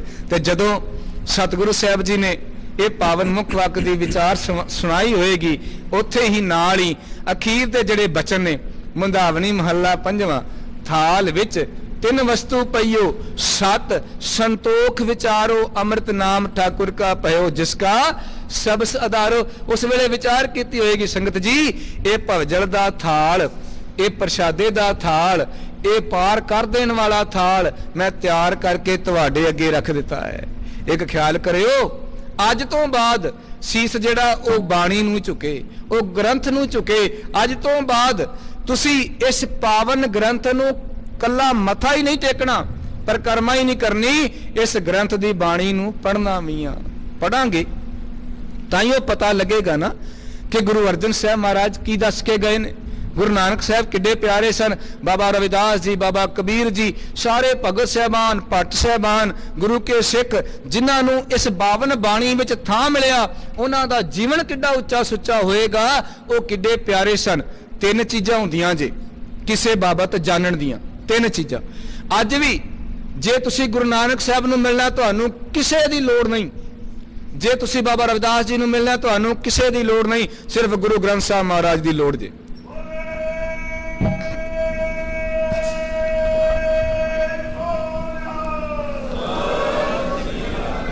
ਤੁਸੀਂ ਅੱਜ ਵੀ ਗੁਰੂ ਗ੍ਰੰਥ ਸਾਹਿਬ ਵਿੱਚੋਂ ਇਹਨਾਂ ਸਾਰਿਆਂ ਦੇ ਪ੍ਰਤੱਖ ਦਰਸ਼ਨ ਕਰ ਸਕਦੇ ਹੋ, ਤਸਵੀਰ ਰੂਪ ਵਿੱਚ ਨਹੀਂ। ਉਹ ਦਰਸ਼ਨ ਕਿੱਦਾਂ ਨੇ, ਉਹ ਜਾਣਨਾ ਕਿੱਦਾਂ ਜੇ ਤੁਸੀਂ ਆਮ ਸਾਡੇ ਬਜ਼ੁਰਗ ਜਿਹੜੇ ਬੈਠੇ ਨੇ ਨਾ, ਉਹ ਇੱਕ ਗੱਲ ਕਿਹਾ ਕਰਦੇ ਸਨ, ਕਹਿੰਦੇ ਤਿੰਨ ਚੀਜ਼ਾਂ ਜੇ ਕਿਸੇ ਨੂੰ ਜਾਣਨ ਦੀਆਂ। ਪਹਿਲੀ ਹੁੰਦੀ ਆ ਦਸਤਾਰ। ਉਹਦੀ ਦਸਤਾਰ ਦੱਸਦੀ ਹੈ ਵੀ ਇਹ ਭਾਈ ਕਿੱਧਰੋਂ ਆਇਆ ਹੋਏਗਾ।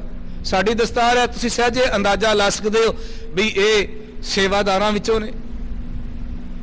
ਜੇ ਕਿਸੇ ਨੇ ਛੋਟੀ ਜੀ ਦਸਤਾਰ ਬੱਧੀ, ਸਾਨੂੰ ਪਤਾ ਲੱਗ ਜਾਂਦਾ ਜਾਂ ਤੇ ਆਊਟ ਆਫ ਸਟੇਟ ਆ ਜਾਂ ਆਊਟ ਆਫ ਕੰਟਰੀ ਆ। ਪਤਾ ਨਾ, ਉਹਨਾਂ ਦਾ ਤਰੀਕਾ ਵੱਖਰਾ ਵਾ। ਦਸਤਾਰ ਦੱਸਦੀ ਹੈ ਬੰਦੇ ਦੀ ਵੀ ਇਹ ਕਿੱਦਾਂ ਦਾ ਹੈ, ਇਹ ਕਿੱਥੋਂ ਆਇਆ ਹੈ, ਜਾਣਨ ਦਾ ਤਰੀਕਾ ਵਾ ਨਾ। ਜੇ ਦਸਤਾਰ ਤੋਂ ਵੀ ਪਤਾ ਨਾ ਲੱਗੇ ਤੇ ਦੂਜਾ ਤਰੀਕਾ ਹੈ ਉਹਦੀ ਰਫ਼ਤਾਰ। ਉਹ ਚੱਲਦਾ ਕਿੱਧਰ ਹੈ, ਉਹ ਜਾਂਦਾ ਕਿੱਧਰ ਹੈ, ਉਹਦਾ ਉੱਠਣ ਬਹਿਣ ਕਿੱਦਾਂ ਦਾ ਹੈ, ਕਿਹੜੇ ਬੰਦਿਆਂ ਨਾਲ ਹੈ, ਉੱਥੋਂ ਪਤਾ ਲੱਗ ਜਾਏਗਾ ਵੀ ਜਿੱਦਾਂ ਦੇ ਮਨੁੱਖਾਂ ਨਾਲ ਉੱਠਣ ਬਹਿਣ ਹੈ, ਉਦਾਂ ਦਾ ਹੀ ਇਹਨਾਂ ਆਪਣਾ ਜੀਵਨ ਹੋਏਗਾ। ਤੇ ਤੀਜਾ ਤਰੀਕਾ, ਸਭ ਤੋਂ ਕਾਰਗਰ ਤਰੀਕਾ ਹੈ, ਉਹ ਹੈ ਬੋਲਣਾ, ਉਹ ਹੈ ਬਚਨ। ਜੇ ਅੰਦਰ ਜੋ ਮਨੁੱਖ ਦੇ ਚੀਜ਼ ਆ, ਉਹ ਅੱਧਾ ਘੰਟਾ ਮੈਂ ਕਥਾ ਕਰਦਿਆਂ 1 ਘੰਟਾ ਤੁਹਾਡੇ ਕੋਲੋਂ ਸਮਾਨ ਲਕੋ ਲਵਾਂਗਾ ਜੋ ਮੇਰੇ ਅੰਦਰ ਭਰਿਆ, ਪਰ ਜਦੋਂ ਮੈਂ ਬਾਹਰ ਜਾਵਾਂਗਾ ਤੇ ਉਹ ਨਿਕਲ ਹੀ ਆਉਣਾ ਨਾ। ਜੋ ਜੀ ਹੋਏ ਸੋ ਉਗਵੈ। ਜੋ ਮਨੁੱਖ ਦੇ ਅੰਦਰ ਹੈ ਉਹ ਬਾਹਰ ਪ੍ਰਗਟ ਹੋਏਗਾ। ਤੇ ਜੇ ਅਸੀਂ ਗੁਰੂ ਗ੍ਰੰਥ ਸਾਹਿਬ ਬਾਰੇ, ਜੇ ਅਸੀਂ ਕਿਸੇ ਮਨੁੱਖ ਬਾਰੇ ਜਾਣਨਾ ਹੋਵੇ ਤੇ ਕਿੱਡਾ ਵਧੀਆ ਤਰੀਕਾ ਵੀ ਉਹਦੇ ਬਚਨਾਂ ਤੋਂ ਉਹਦਾ ਪਤਾ ਲੱਗੇਗਾ। ਤੇ ਜੇ ਗੁਰੂ ਗ੍ਰੰਥ ਸਾਹਿਬ ਬਾਬਤ ਜਾਣਨਾ ਹੈ, ਜੇ ਬਾਬਾ ਕਬੀਰ ਜੀ ਬਾਬਤ ਪੜ੍ਹਨਾ ਚਾਹੁੰਦੇ ਹੋ, ਜੇ ਗੁਰੂ ਰਾਮਦਾਸ ਜੀ ਬਾਬਤ ਜਾਣਨਾ ਚਾਹੁੰਦੇ ਹੋ, ਜੇ ਮੇਰੇ ਗੁਰੂ ਅਰਜਨ ਸਾਹਿਬ ਬਾਬਤ ਜਾਣਨਾ ਚਾਹੁੰਦੇ ਹੋ, ਫਿਰ ਕਿਉਂ ਨਾ ਸਤਿਗੁਰੂ ਦੇ ਬਚਨ ਪੜ੍ਹੇ ਜਾਣ, ਕਿਉਂ ਨਾ ਸਤਿਗੁਰੂ ਦੀ ਬਾਣੀ ਪੜ੍ਹੀ ਜਾਏ। ਮਹਾਰਾਜ ਅਸੀਂ ਤੁਹਾਡੀ ਬਾਣੀ ਵਿੱਚੋਂ ਤੁਹਾਡੇ ਦਰਸ਼ਨ ਕਰਨੇ ਨੇ। ਸਿੱਖ ਨੇ ਕਿਸੇ ਤਸਵੀਰ, ਕਿਸੇ ਮੂਰਤ ਵਿੱਚੋਂ ਦਰਸ਼ਨ ਨਹੀਂ ਕਰਨੇ ਗੁਰੂ ਦੇ। ਸਿੱਖ ਨੇ ਜਦੋਂ ਵੀ ਦਰਸ਼ਨ ਕਰਨੇ ਨੇ, ਉਸ ਨੇ ਬਾਣੀ ਦੇ ਵਿੱਚੋਂ ਹੀ ਸਤਿਗੁਰਾਂ ਦੇ ਦਰਸ਼ਨ ਕਰਨੇ ਨੇ। ਸਤਿਗੁਰੂ ਕਹਿੰਦੇ ਜੇ ਕੋ ਖਾਵੈ ਜੇ ਕੋ ਪੁੰਚੈ, ਜਿਹੜਾ ਦਰਸ਼ਨ ਬਾਣੀ ਵਿੱਚੋਂ ਕਰੇਗਾ, ਜਿਹੜਾ ਇਸ ਥਾਲ ਵਿੱਚ ਪਏ ਹੋਏ ਭੋਜਨ ਨੂੰ ਛਕ ਲਏਗਾ, ਉਹ ਨਿਸ਼ਚੈ ਪਾਰ ਹੋ ਜਾਏਗਾ। ਤੇ ਇੱਕ ਖਿਆਲ ਕਰਿਓ, ਇਹ ਵਸਤ ਤਜੀ ਨਹਿ ਜਾਈ, ਨਿਤ ਨਿਤ ਰੱਖ ਉਰ ਧਾਰੋ। ਇਹ ਵਸਤੂ ਛੱਡੀ ਜਾਣ ਵਾਲੀ ਨਹੀਂ, ਇਹਨੂੰ ਗਲੇ ਦਾ ਸ਼ਿੰਗਾਰ ਬਣਾ ਕੇ ਰੱਖੋ। ਹਮਾਰੀ ਪਿਆਰੀ ਅੰਮ੍ਰਿਤ ਧਾਰੀ ਗੁਰ ਨਿਮਕ ਨ ਮਨ ਤੇ ਟਾਰੀ ਰੇ, ਦਰਸ਼ਨ ਪਰਸਨ ਸਰਸਨ ਹਰਸਨ ਰੰਗ ਰੰਗੀ ਕਰਤਾਰੀ ਰੇ। ਇਹ ਬਾਣੀ ਦਾ ਲਾਹਾ ਕੀ ਹੈ, ਇਹਦੇ ਵਿੱਚ ਜੁੜਨ ਦਾ ਫਾਇਦਾ ਕੀ ਹੈ? ਖਿਨ ਰਮ ਗੁਰਗਮ ਹਰਦਮ ਨਹਿ ਜਮ ਹਰ ਕੰਠ ਨਾਨਕ ਉਰਹਾਰੀ ਰੇ। ਜਿਨ੍ਹਾਂ ਨੇ ਬਾਣੀ ਨੂੰ ਆਪਣੇ ਗਲੇ ਦਾ ਸ਼ਿੰਗਾਰ ਬਣਾਇਆ, ਕੋਈ ਦੁੱਖ ਉਹਨਾਂ ਦੇ ਨੇੜੇ ਨਹੀਂ ਆਉਂਦਾ। ਸਤਿਗੁਰੂ ਕਹਿੰਦੇ ਆਪਣਾ ਕੋਈ ਵੀ ਕਾਰਜ ਹੋਵੇ ਤੇ ਉਸ ਮਾਲਕ ਅੱਗੇ ਅਰਦਾਸ ਕਰਿਆ ਕਰੋ। ਗੁਰੂ ਅਰਜਨ ਸਾਹਿਬ ਏਡਾ ਵੱਡਾ ਕਾਰਜ ਕਰਨ ਤੋਂ ਬਾਅਦ ਵੀ ਆਂਦੇ ਨੇ ਕਿ ਆਂਦੇ ਤੇਰਾ ਕੀਤਾ ਜਾਤੋ ਨਾਹੀ ਮੈਨੂੰ ਜੋਗ ਕਿਤੋਈ, ਮੈਂ ਨਿਰਗੁਣਿਆਰੇ ਕੋ ਗੁਣ ਨਾਹੀ ਆਪੇ ਤਰਸ ਪਿਓਈ। ਤਰਸ ਪਿਆ ਮਿਹਰਾਮਤ ਹੋਈ, ਸਤਿਗੁਰ ਸੱਜਣ ਮਿਲਿਆ, ਨਾਨਕ ਨਾਮ ਮਿਲੈ ਤਾਂ ਜੀਵਾਂ ਤਨ ਮਨ ਥੀਵੈ ਹਰਿਆ। ਇਸ ਤਪਦੇ ਹੋਏ ਸੰਸਾਰ ਨੂੰ ਜੇ ਠੰਡ ਮਿਲ ਸਕਦੀ ਆ ਨਾ, ਜੇ ਹਿਰਦਾ ਸ਼ਾਂਤ ਹੋ ਸਕਦਾ ਹੈ ਤੇ ਉਹ ਗੁਰੂ ਗ੍ਰੰਥ ਸਾਹਿਬ ਮਹਾਰਾਜ ਦੇ ਬਚਨਾਂ ਨਾਲ, ਕਿਸੇ ਹੋਰ ਦੇ ਬਚਨਾਂ ਨਾਲ ਨਹੀਂ। ਇਸ ਕਰਕੇ ਸਾਰਾ ਕੁਝ ਛੱਡ ਕੇ ਅੱਜ ਉਹ ਦਿਹਾੜਾ ਜੇ ਜਿੱਦਣ ਗੁਰੂ ਗ੍ਰੰਥ ਸਾਹਿਬ ਦਾ ਪਹਿਲਾ ਪ੍ਰਕਾਸ਼ ਹੈ ਤੇ ਬੇਨਤੀ ਗੁਰਦੁਆਰਾ ਦੁੱਖ ਨਿਵਾਰਨ ਸਾਹਿਬ ਦੇ ਸਟੇਜ ਤੋਂ ਆਪ ਸਾਰੀਆਂ ਸੰਗਤਾਂ ਜੋ ਘਰਾਂ ਵਿੱਚ ਬਹਿ ਕੇ ਵੀ ਸੁਣ ਰਹੇ ਨੇ, ਛੱਡ ਦਿਓ ਮੜੀਆਂ ਸਮਾਧਾਂ ਮਾੜੀਆਂ ਤੇ ਪੱਥਰਾਂ ਖੇੜਿਆਂ ਨੂੰ ਪੂਜਣਾ। ਜਿਨ੍ਹਾਂ ਦਾ ਧਰਮ ਹੈ ਪੂਜਣ, ਪਰ ਦਸਤਾਰ ਬਨ ਦਾੜੀ ਛੱਡੀ ਉਤੋਂ ਗਾਤਰਾ ਪਾਇਆ, ਤੂੰ ਸ਼ੋਭਦਾ ਨਹੀਂ ਗੁਰੂ ਗ੍ਰੰਥ ਸਾਹਿਬ ਤੋਂ ਬਿਨਾ ਕਿਤੇ ਹੋਰ ਜਾ ਕੇ ਸਿਰ ਝੁਕਾਉਂਦਾ ਹੋਇਆ। ਇਹ ਤੇ ਸਿਰ ਲੈ ਜਾਣਾ ਚਾਹੀਦਾ। ਇਹ ਤੇ ਸਿਰ ਇਹ ਆਖੇ ਕਿ ਬਾਰ ਪਰਾਇਆ, ਬਾਬਾ ਫਰੀਦ ਜੀ ਫਰੀਦਾ ਬਾਰ ਪਰਾਇਆ ਬੈਸਣਾ ਸਾਈਂ ਮੁਝੇ ਨਾ ਦੇ, ਜੇ ਤੂੰ ਐਵੇਂ ਰੱਖਸੀ ਇਹ ਜਿਉ ਸ਼ਰੀਰੋਂ ਲੈ। ਜਿੰਦਾ ਮਾਲਕ ਵੱਡਾ ਹੋਏ ਨਾ, ਉਹ ਕਿਸੇ ਹੋਰ ਥਾਂ ਤੇ ਜਾ ਕੇ ਮੰਗਦਾ ਕਦੇ ਚੰਗਾ ਨਹੀਂ ਲੱਗਦਾ, ਕਿਸੇ ਹੋਰ ਕੋਲ ਅੱਗੇ ਝੋਲੀ ਅੜਦਾ ਕਦੇ ਚੰਗਾ ਨਹੀਂ ਲੱਗਦਾ। ਇਸ ਕਰਕੇ ਤੇ ਸਾਨੂੰ ਤੇ ਸਤਿਗੁਰੂ ਅੱਜ ਵੀ ਦੇਖੋ ਕਹਿ ਰਹੇ, ਸੰਤਾਂ ਕੇ ਕਾਰਜ ਤੂੰ ਕਿਧਰੇ ਹੋਰ ਜਾ ਕੇ ਅਰਦਾਸ ਤੇ ਤਾਂ ਕਰੇ ਜੇ ਤੇਰਾ ਬਾਪੂ ਇਨਕਾਰ ਕਰੇ। ਵੇਖੋ ਫਿਰ ਤੇ ਜਾਏ। ਹੁਣ ਗੁਰੂ ਅਰਜਨ ਸਾਹਿਬ ਕਹਿ ਰਹੇ ਵੀ ਸੰਤਾਂ ਕੇ ਕਾਰਜ ਤੂੰ ਅਰਦਾਸ ਕਰ, ਉਹ ਮਾਲਕ ਆਪ ਖਲੋਂਦਾ ਆ, ਉਹ ਆਪ ਤੇਰੀ ਪਿੱਠ ਤੇ ਖੜਦਾ ਹੈ, ਉਹ ਸਹਾਈ ਹੁੰਦਾ ਹੈ, ਤੈਨੂੰ ਕਿਤੇ ਜਾਣ ਦੀ ਲੋੜ ਨਹੀਂ। ਸੰਤਾਂ ਕੇ ਕਾਰਜ ਆਪ ਖਲੋਇਆ, ਹਰ ਕੰਮ ਕਰਾਵਣ ਆਇਆ ਰਾਮ, ਉਹ ਆਪ ਸਾਰੇ ਕੰਮ ਕਰਾਉਣ ਵਾਲਾ ਹੈ। ਧਰਤ ਸੁਹਾਵੇ ਤਾਲ ਸੁਹਾਵਾ, ਵਿੱਚ ਅੰਮ੍ਰਿਤ ਜਲ ਛਾਇਆ ਰਾਮ। ਸਰੀਰ ਰੂਪ ਧਰਤੀ ਫਿਰ ਸੋਹਣੀ ਬਣ ਜਾਂਦੀ ਆ ਜਦੋਂ ਗੁਰੂ ਕਾ ਸ਼ਬਦ ਅੰਮ੍ਰਿਤ ਇਸ ਮਨ ਰੂਪ ਤਾਲ ਦੇ ਵਿੱਚ ਆ ਜਾਂਦਾ। ਵੇਖੋ ਇੱਕ ਤਾਲ ਹੈ ਅੰਮ੍ਰਿਤਸਰ ਤੇ ਉਹਦੇ ਵਿੱਚ ਹੈ ਦਰਬਾਰ ਸਾਹਿਬ, ਜਿੱਥੇ ਗੁਰੂ ਅਰਜਨ ਸਾਹਿਬ ਮਹਾਰਾਜ ਨੇ ਗੁਰੂ ਗ੍ਰੰਥ ਸਾਹਿਬ ਦਾ ਪ੍ਰਕਾਸ਼ ਕੀਤਾ ਤੇ ਉਹ ਸੋਹਣਾ ਬਣ ਗਿਆ ਜਦੋਂ ਬਾਣੀ ਦਾ ਪ੍ਰਕਾਸ਼ ਹੋਇਆ। ਇੱਕ ਜਿਹੜਾ ਵਾ ਉਹ ਸਰੋਵਰ ਆ, ਇੱਕ ਜਿਹੜੀ ਧਰਤੀ ਹੈ, ਮਾਫ ਕਰਿਓ, ਜਿਹੜੀ ਧਰਤੀ ਉਹ ਸਾਡਾ ਸਰੀਰ ਹੈ।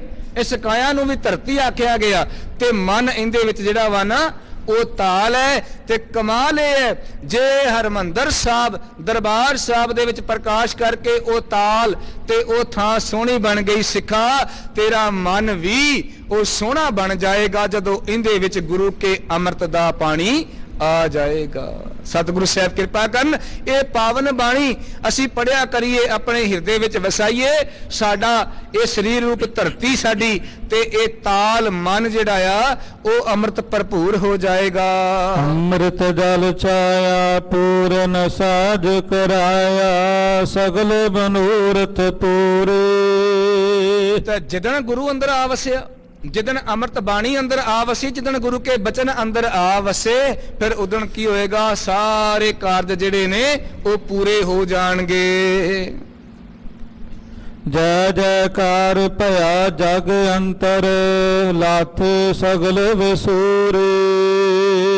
ਤੇ ਜਿਨ੍ਹਾਂ ਦਾ ਆਧਾਰ ਬਾਣੀ ਬਣ ਜਾਏ, ਜਿਨ੍ਹਾਂ ਦਾ ਆਧਾਰ ਅੰਮ੍ਰਿਤ ਹੋਵੇ, ਜਿਨ੍ਹਾਂ ਦੀਆਂ ਅੱਖਾਂ ਵਿੱਚੋਂ, ਜਿਨ੍ਹਾਂ ਦੀ ਰਸਨਾ ਵਿੱਚੋਂ, ਜਿਨ੍ਹਾਂ ਦੇ ਕੰਨਾਂ ਦੇ ਵਿੱਚ ਵੀ ਅੰਮ੍ਰਿਤ ਪਵੇ ਤੇ ਅੱਖਾਂ ਰਸਨਾ ਵਿੱਚੋਂ ਅੰਮ੍ਰਿਤ ਚੋਂਦਾ ਹੋਵੇ, ਤੇ ਫਿਰ ਉਹਨਾਂ ਦੀ ਜੈ ਜੈਕਾਰ ਸਾਰਾ ਸੰਸਾਰ ਕਰਦਾ ਹੈ। ਪੂਰਨ ਪੁਰਖ ਅਚੁੱਤ ਅਬਿਨਾਸੀ, ਜਸ ਵੇਦ ਪੁਰਾਣੀ ਗਾਇਆ। ਉਹ ਰੱਬ ਜੀ ਪੂਰਨ ਆ, ਉਹ ਪੁਰਖ ਹੈ, ਸਾਰਿਆਂ ਵਿੱਚ ਵਸਿਆ ਹੋਇਆ, ਅਚੁੱਤ ਅਬਿਨਾਸ਼ੀ, ਉਹਦੇ ਵਰਗਾ ਹੋਰ ਕੋਈ ਨਹੀਂ, ਉਹ ਨਾਸ਼ ਤੋਂ ਰਹਿਤ ਹੈ, ਅਬਿਨਾਸ਼ੀ ਹੈ। ਵੇਖੋ ਮੈਂ ਫਿਰ ਬੇਨਤੀ ਕਰਾਂ, ਜਿੰਨੀਆਂ ਥਾਵਾਂ ਅਸੀਂ ਰੱਬ ਬਣਾ ਕੇ ਪੂਜੀ ਜਾਂਦੇ ਆ ਨਾ, ਜਿੰਨੇ ਬੰਦਿਆਂ ਨੂੰ, ਉਹ ਕੁਝ ਵੀ ਸਦੀਵੀ ਰਹਿਣ ਵਾਲਾ ਨਹੀਂ। ਜਿਹੜਾ ਸੰਸਾਰ ਸੀ ਨਾ, ਜਦੋਂ ਇਹ ਨਹੀਂ ਸੀ ਬਣਿਆ, ਰੱਬ ਦੀ ਹੋਂਦ ਤੇ ਉਦੋਂ ਵੀ ਹੈਗੀ ਸੀ, ਉਹ ਉਦੋਂ ਵੀ ਸੀ, ਹੁਣ ਵੀ ਆ। ਅਸੀਂ ਰਹੀਏ ਨਾ ਰਹੀਏ, ਉਹ ਬਾਅਦ ਵਿੱਚ ਵੀ ਰਹੇਗਾ। ਇਸ ਕਰਕੇ ਸਤਿਗੁਰੂ ਕਹਿੰਦੇ ਨੇ ਉਹ ਮਾਲਕ ਜਿਹੜਾ ਸਦਾ ਅਬਿਨਾਸ਼ੀ ਹੈ, ਉਸ ਮਾਲਕ ਦੇ ਹੀ ਗੁਣ ਜਿਹੜੇ ਆ ਉਹ ਗਾਣੇ ਚਾਹੀਦੇ ਹਨ। ਆਪਣਾ ਬਿਰਦ ਰਖਿਆ ਪਰਮੇਸ਼ਰ, ਨਾਨਕ ਨਾਮ ਧਿਆਇਆ। ਉਸ ਮਾਲਕ ਨੇ ਆਪਣੇ ਬਿਰਦ, ਆਪਣੇ ਸੁਭਾਅ ਦੀ ਪਾਲਣਾ ਹਰ ਹਾਲ, ਹਰ ਵਸੀਲੇ, ਹਰ ਵਕਤ ਕੀਤੀ ਹੈ। ਆਪਣਾ ਬਿਰਦ ਰੱਖਿਆ ਪਰਮੇਸ਼ਰ, ਨਾਨਕ ਨਾਮ ਧਿਆਇਆ। ਤੇ ਏਡੀ ਵੱਡੀ ਕਿਰਪਾ ਹੋਈ ਆ, ਸਤਿਗੁਰੂ ਪੰਜਵੇਂ ਪਾਤਸ਼ਾਹ ਕਹਿੰਦੇ ਨੇ ਉਸ ਨਾਨਕ ਪਦ ਦੀ ਵਰਤੋਂ ਕਰਕੇ ਵੀ ਪੰਜਵੀਂ ਜੋਤ ਗੁਰੂ ਨਾਨਕ ਸਾਹਿਬ ਜੀ ਨੇ ਉਸ ਮਾਲਕ ਦੇ ਬਿਰਦ ਦੇ ਉਹਦੇ ਸੁਭਾਅ ਕਰਕੇ ਤੇ ਉਹਨੂੰ ਚੇਤਾ ਕੀਤਾ। ਵੇਖੋ ਬੰਦੇ ਦਾ ਸੁਭਾਅ ਤੇ ਤਬਦੀਲੀ ਵਾਲਾ ਵਾ, ਬਦਲਣ ਵਾਲਾ ਨਾ। ਅੱਜ ਕੁਝ ਹੋਰ ਹੈ, ਮੇਰੇ ਵਰਗਾ ਇੱਥੇ ਬੈਠਾ ਕੁਝ ਹੋਰ ਆ, ਬਾਹਰ ਨਿਕਲੇਗਾ ਕੁਝ ਹੋਰ ਬਦਲ ਜਾਏਗਾ। ਬੰਦੇ ਦਾ ਸੁਭਾਅ ਹਮੇਸ਼ਾ ਤਬਦੀਲੀ ਵਾਲਾ, ਬਦਲਣ ਵਾਲਾ ਆ।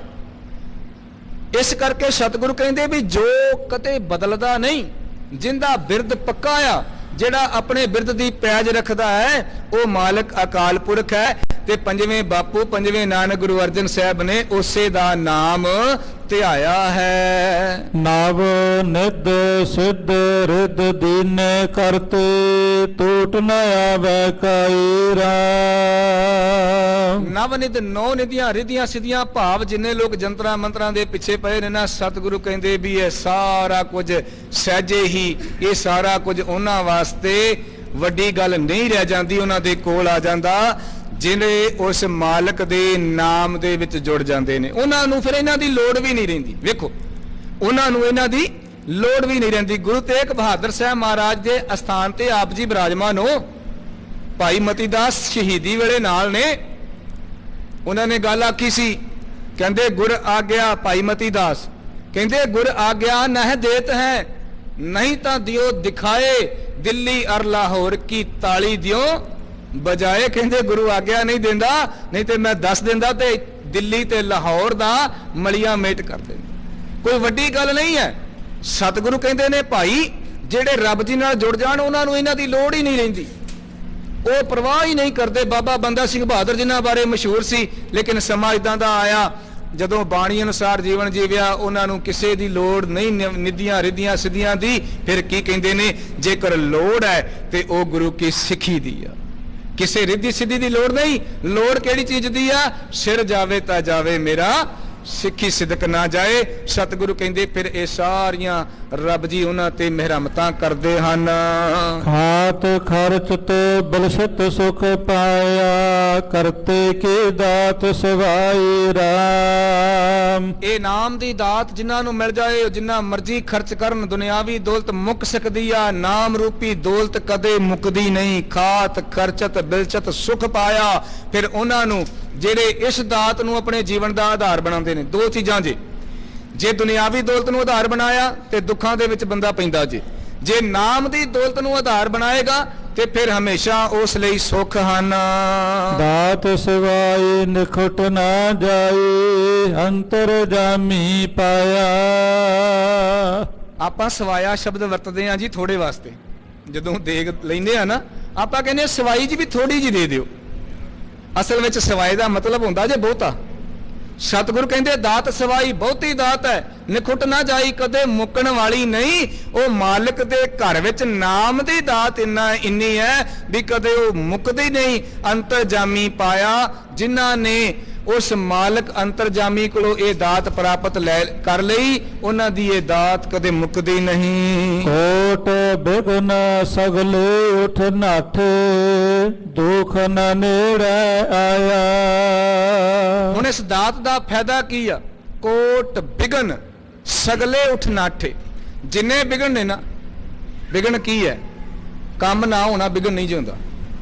ਬਿਗਨ ਇਹ ਹੈ ਅੱਖਾਂ ਮਾੜਾ ਵੇਖਦੀਆਂ ਨੇ, ਗੁਰੂ ਵਾਲੇ ਬੰਦੇ ਵੇਖਣ ਨਹੀਂ ਦਿੰਦੀਆਂ, ਇਹ ਬਿਗਨ ਜੇ। ਸਾਨੂੰ ਮੈਨੂੰ ਮਾਫ ਕਰਿਓ, ਅਸੀਂ ਤੇ ਬਿਗਨ ਸਮਝ ਕੇ ਬੈਠੀਆਂ ਵੀ ਕੰਮ ਨਹੀਂ ਹੁੰਦਾ, ਚਲੋ ਬਾਬੇ ਕੋਲ ਆ ਬਿਗਨ ਪਿਆ ਜੀ, ਬਾਬਾ ਜੀ ਮਾਰੋ ਮੰਤਰ ਤੇ ਬਿਗਨ ਦੂਰ ਹੋ ਜਾਏ। ਸਤਿਗੁਰੂ ਕਹਿੰਦੇ ਬਿਗਨ ਤੇ ਤੇਰੀ ਸੋਚ 'ਚ ਪਿਆ ਹੋਇਆ, ਜਿਹੜੀ ਇਹ ਸੋਚਦੀ ਹੈ ਵੀ ਰੱਬ ਤੋਂ ਬਿਨਾਂ ਕੁਝ ਹੋਰ ਵੀ ਕਰਨ ਕਰਾਉਣ ਵਾਲਾ ਹੈ। ਉਹ ਸਾਰੇ ਬਿਗਨ ਦੂਰ ਹੋ ਜਾਂਦੇ ਨੇ ਜਦੋਂ ਗੁਰੂ ਦੀ ਮੱਤ ਕੋਲ ਆਉਂਦੀ ਹੈ। ਸਾਤ ਸਹਿਜ ਆਨੰਦ ਕਨੇਰੇ, ਬਿਨ ਸੇ ਭੂਖ ਸਬਾਈ। ਕੁਦਰਤੀ ਫਿਰ ਜਦੋਂ ਇਹ ਬਾਣੀ ਆਧਾਰ ਬਣਦੀ ਹੈ, ਸਹਿਜ ਆ ਜਾਂਦਾ ਹੈ, ਸੰਤੋਖ ਆ ਜਾਂਦਾ ਹੈ, ਸਤਿਗੁਰੂ ਦੇ ਦਰ ਤੇ ਆ ਕੇ ਬਾਣੀ ਨਾਲ ਜੁੜ ਕੇ ਸਾਰੀਆਂ ਫਿਰ ਭੁੱਖਾਂ ਜਿਹੜੀਆਂ ਨੇ ਉਹ ਦੂਰ ਹੋ ਜਾਂਦੀਆਂ ਹਨ। ਨਾਨਕ ਗੁਣ ਗਾਵੈ ਸੁਆਮੀ ਕੇ ਆਚਰਜ ਜਿਸ ਵਡਿਆਈ RAM। ਫਿਰ ਜਿਨ੍ਹਾਂ ਦੀ ਭੁੱਖ ਦੂਰ ਹੋ ਜਾਏ ਫਿਰ ਉਹ ਟਿਕ ਜਾਂਦੇ ਨੇ। ਥਿਰਕਰ ਬੈਸੋ ਹਰਜਨ ਪਿਆਰੇ ਸਤਿਗੁਰ ਤੁਮਰੇ ਕਾਜ ਸਵਾਰੇ। ਫਿਰ ਉਹ ਟਿਕ ਕੇ ਬਹਿ ਜਾਂਦੇ ਨੇ, ਫਿਰ ਉਹ ਰੱਬ ਦੇ ਗੁਣ ਗਾਉਂਦੇ ਨੇ। ਫਿਰ ਉਸ ਦੀ ਵਡਿਆਈ ਜਿਹੜੀ ਅਚਰਜਤਾ ਵਾਲੀ ਆ ਨਾ, ਉਹਦੀ ਵਡਿਆਈ ਕਹੀ ਨਹੀਂ ਜਾ ਸਕਦੀ, ਪਰ ਉਸ ਦੇ ਗੁਣ ਗਾਉਂਦੇ ਹਨ। ਜਿਸ ਕਾ ਕਾਰਜ ਤਨਹਿ ਕੀਆ ਮਾਨਸ ਕਿਆ ਵਿਚਾਰ RAM। ਗੁਰੂ ਗ੍ਰੰਥ ਸਾਹਿਬ ਦੀ ਸੰਪਾਦਨਾ ਗੁਰੂ ਅਰਜਨ ਸਾਹਿਬ ਕਹਿੰਦੇ ਵੀ ਇਹ ਜਿੰਦਾ ਕਾਰਜ ਸੀ ਉਹਨੇ ਕੀਤਾ, ਮਨੁੱਖ ਦੇ ਹੱਥ ਨਹੀਂ। ਤੇ ਮੈਂ ਨਾਲ ਹੀ ਬੇਨਤੀ ਕਰਾਂ, ਜਦੋਂ ਵੀ ਅਸੀਂ ਕੋਈ ਕਾਰਜ ਕਰਦੇ ਹਾਂ ਗੁਰੂ ਅੱਗੇ ਅਰਦਾਸ ਕਰਿਆ ਕਰੋ, ਕਿਉਂਕਿ ਮਾਨਸ ਕਿਆ ਵਿਚਾਰਾ RAM, ਜਿਸ ਕਾ ਕਾਰਜ ਤਿਨਹੀ ਕੀਆ। ਜਿੰਦਾ ਕਾਰਜ ਆ ਨਾ ਉਹੀ ਕਰਨ ਵਾਲਾ ਹੈ। ਮਾਨਸ ਕਿਆ ਵਿਚਾਰਾ RAM, ਮਨੁੱਖ ਦੇ ਕੋਈ ਹੱਥ ਨਹੀਂ। ਇਸ ਕਰਕੇ ਕਿਸੇ ਕੋਲ ਜਾ ਕੇ ਵੀ ਸਿਰ ਤੇ ਹੱਥ ਰਖਾਓ ਬਾਬਾ ਜੀ ਬੱਚਾ ਪੜਨ ਲੱਗ ਜਾਏ, ਇਦਾਂ ਗੱਲ ਨਹੀਂ ਬਣਨੀ। ਗੁਰੂ ਅੱਗੇ ਅਰਦਾਸ ਕਰਿਆ ਕਰੋ, ਬੱਚੇ ਨੂੰ ਚੰਗੀ ਸਿੱਖਿਆ ਦਿਓ, ਉਹਨੂੰ ਪੜ੍ਹਾਓ, ਆਪੇ ਅੱਗੇ ਵੱਧ ਜਾਏਗਾ। ਮਾਨਸ ਕਿਆ ਵਿਚਾਰਾ RAM, ਮਨੁੱਖ ਦੇ ਹੱਥ ਕੁਝ ਨਹੀਂ। ਭਗਤ ਸੋਹਨ ਹਰ ਕੇ ਗੁਣ ਗਾਵੈ ਸਦਾ ਕਰਹਿ ਜੈਕਾਰ RAM। ਉਹਦੇ ਮਾਲਕ ਦੇ ਦਰ ਤੇ ਉਸ ਦੇ ਭਗਤ ਸੋਹਣੇ ਲੱਗਦੇ ਨੇ ਜਿਹੜੇ ਉਹਦੇ ਗੁਣ ਗਾਉਂਦੇ ਨੇ। ਭਗਤ ਸੋਹੈ ਹਰ ਕੇ ਗੁਣ ਗਾਵੈ ਸਦਾ ਕਰਹਿ ਜੈਕਾਰਾ RAM, ਜਿਹੜੇ ਸਦਾ ਉਸ ਮਾਲਕ ਦੇ ਜੈਕਾਰੇ, ਕਿਸੇ ਮਰਨ ਵਾਲੇ ਬੰਦੇ ਦੇ ਨਹੀਂ। ਕੋਈ ਆ ਜਾਏ ਆਗੂ ਤੇ ਬੈਠੇ ਹੋਏ ਸੰਗਤ ਵਿੱਚ ਹੀ ਜੈਕਾਰੇ ਛੱਡੀ ਜਾਣਾ ਨਹੀਂ। ਇਸ ਦਰ ਦੇ ਉੱਤੇ ਜੇ ਜੈਕਾਰਾ ਛੱਡਣਾ ਤੇ ਉਹ ਬੋਲੇ ਸੋ ਨਿਹਾਲ ਦਾ ਹੋਏ, ਉਹ ਸਤਿ ਸ਼੍ਰੀ ਅਕਾਲ ਦਾ ਹੋਏ, ਉਹ ਗੁਰੂ ਦਾ ਹੋਏ। ਗੁਰੂ ਤੋਂ ਬਿਨਾਂ ਗੁਰੂ ਦੀ ਹਜ਼ੂਰੀ ਵਿੱਚ ਕਿਸੇ ਹੋਰ ਦਾ ਜੈਕਾਰਾ ਨਹੀਂ ਛੱਡਿਆ ਜਾਣਾ ਚਾਹੀਦਾ। ਪਰ ਮੈਨੂੰ ਮਾਫ ਕਰਿਓ, ਇੱਥੇ ਸਮਾਧਾਂ ਵਾਲਿਆਂ ਦਾ, ਇੱਥੇ ਕਬਰਾਂ ਵਾਲਿਆਂ ਦਾ ਵੀ ਅਰਦਾਸਾਂ ਕੀਤੀਆਂ ਜਾਂਦੀਆਂ ਨੇ। ਕੁਝ ਪੈਸਿਆਂ ਦੀ ਖਾਤਰ ਮੇਰੇ ਵਰਗੇ ਉਹਨਾਂ ਦੀਆਂ ਵੀ ਅਰਦਾਸਾਂ ਕਰੀ ਜਾਂਦੇ ਨੇ ਤੇ ਲੋਕ ਕਰਵਾਈ ਵੀ ਜਾਂਦੇ ਨੇ। ਨਹੀਂ, ਇੱਥੇ ਜੇ ਜੈਕਾਰਾ ਕਰਨਾ, ਇੱਥੇ ਜੇ ਜੈਕਾਰ ਕਰਨਾ ਹੈ ਤੇ ਸਿਰਫ ਗੁਰੂ ਦਾ, ਉਸ ਤੋਂ ਬਿਨਾ ਕਿਸੇ ਹੋਰ ਦਾ ਨਹੀਂ। ਤੇ ਜਿਨ੍ਹਾਂ ਨੂੰ ਬਾਣੀ ਦੀ ਸਮਝ ਆ ਜਾਂਦੀ ਹੈ ਫਿਰ ਉਹ ਕਿਸੇ ਹੋਰ ਦਾ ਜੈਕਾਰਾ, ਕਿਸੇ ਹੋਰ ਦੇ ਗੁਣ ਨਹੀਂ ਗਾਉਂਦੇ। ਉਹ ਇਹ ਆਂਦੇ ਨੇ ਮੈਨੂੰ ਜੋ ਬਖਸ਼ਿਆ, ਮੈਨੂੰ ਜੋ ਮਿਲਿਆ ਹੈ ਉਹ ਗੁਰੂ ਦੇ ਦਰ ਤੋਂ ਹੀ ਮਿਲਿਆ ਹੈ। ਗੁਣ ਗਾਏ ਗੋਬਿੰਦ ਆਨੰਦ ਉਪਜੇ ਸਾਧ ਸੰਗਤ ਸੰਗ ਬਣੀ। ਫਿਰ ਉਸ ਮਾਲਕ ਦੇ ਗੁਣ ਗਾ ਗਾ ਕੇ ਆਨੰਦ ਉਪਜਦਾ ਹੈ। ਤੇ ਇਹ ਉਹ ਗੁਣ ਜੇ ਇਹ ਮਿਲਦੇ ਕਿੱਥੋਂ ਨੇ? ਇਹ ਸਾਧ ਸੰਗਤ, ਤੱਤੇ ਨੂੰ ਸਿਹਾਰੀ ਜੇ, ਸੰਗ ਦੇ ਗੱਗੇ ਨੂੰ ਵੀ ਸਿਹਾਰੀ ਹੈ।